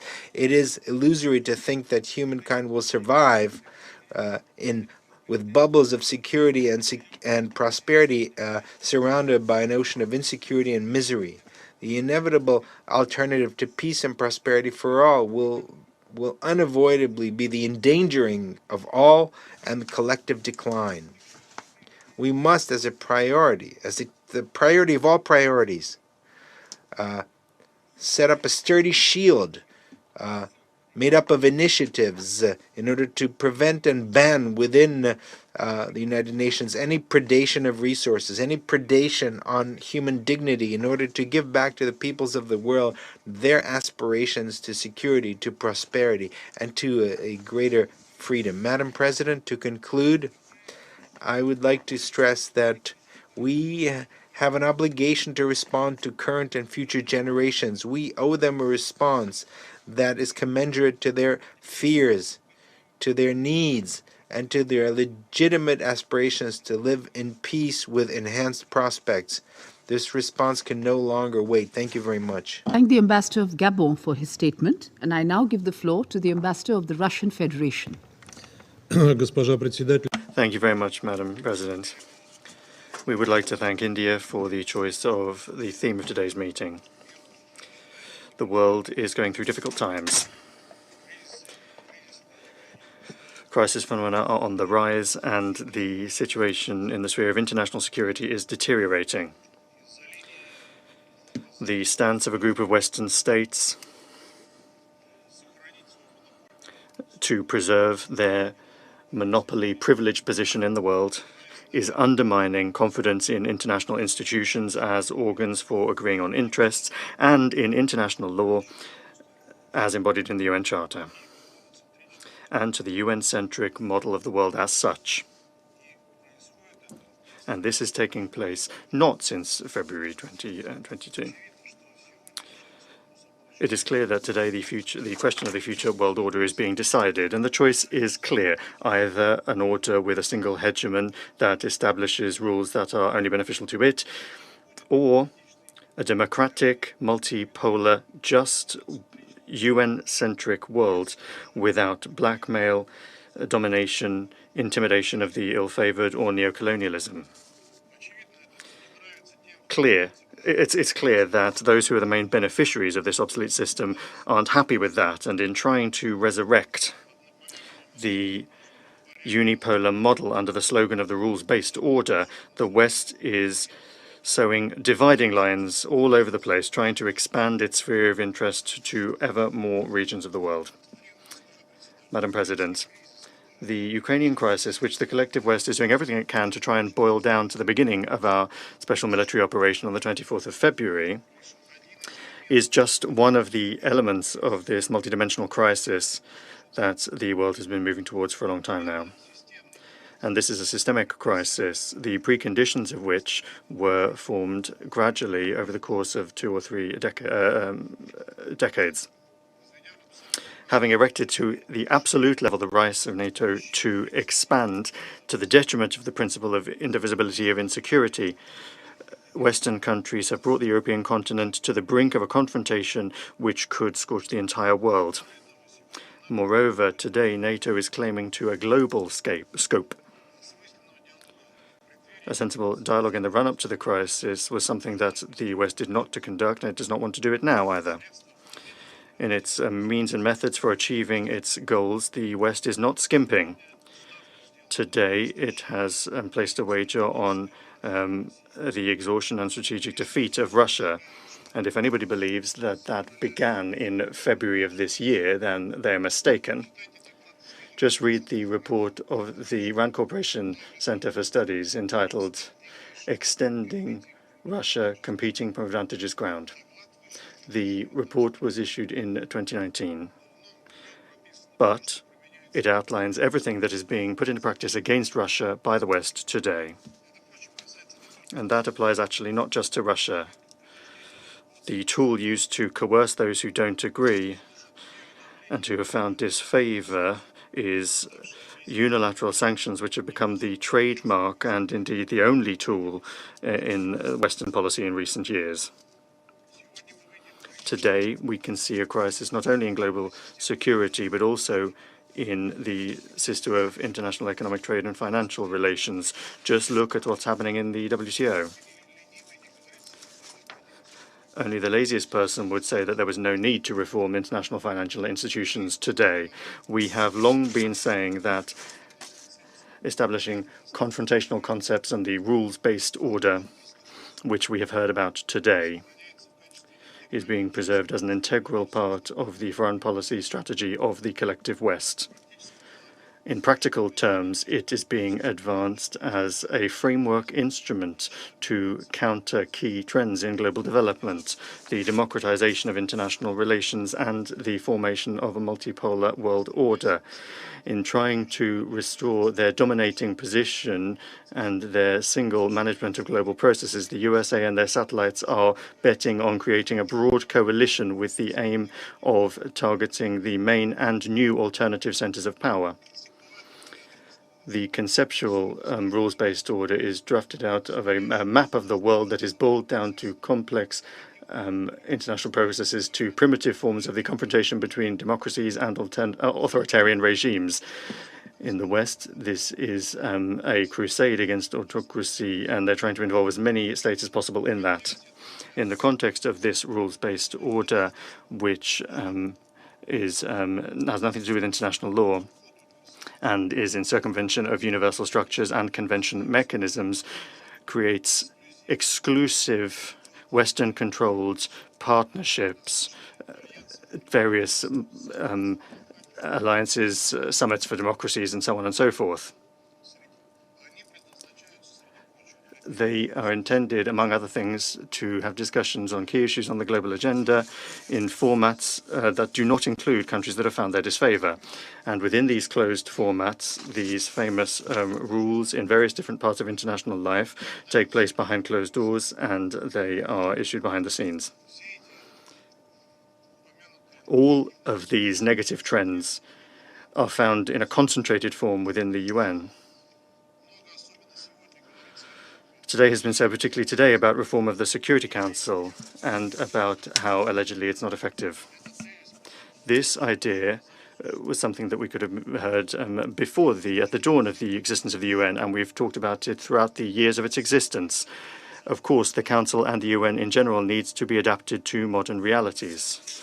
Without doing that, it's hard to imagine genuine representation and multipolarity and equality in the relations of member states. We see prospects for the democratization of the Security Council exclusively, and I underscore exclusively, through the expansion of representation of countries from Africa, Asia, and Latin America. Today, the UN now more than ever needs to be protected by responsible member states. There is a need to rid the organization of everything that is confrontational, to restore its representation as a platform for frank discussions, to find mutually acceptable and respectful solutions, to achieve an unambiguous confirmation of commitment of everyone to all of the purposes and principles of the UN Charter. It was with that aim in mind that in July 2021, the Group of Friends in Defence of the Charter was created, the co-founder of which was Russia, and which includes now around 24 countries. The group's aim is to ensure strict compliance with universal norms of international law as a counterweight to harmful unilateral approaches. We call upon everyone that agrees with this position to join it.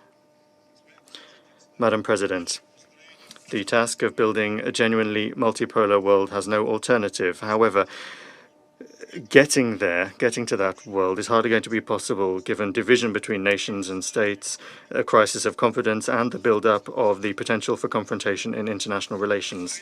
Humanity needs to learn from its own mistakes. It is unacceptable for the worst students of history that Indira Gandhi spoke of shamelessly try to impose on everyone else their solutions that only suit them.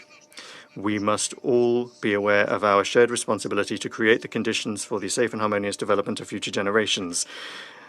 We must clearly understand that the emergence of a genuinely inclusive multilateralism and the establishment of a polycentric world order and reform in the UN are interrelated processes. It is simply necessary to do away with phobias, stereotypes, all sorts of geopolitical games, to listen to and respect the interests and red lines of one another, and not when things have already got to the point of conflict, but when the alarm bells are rung.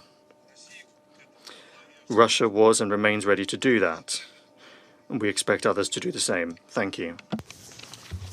I thank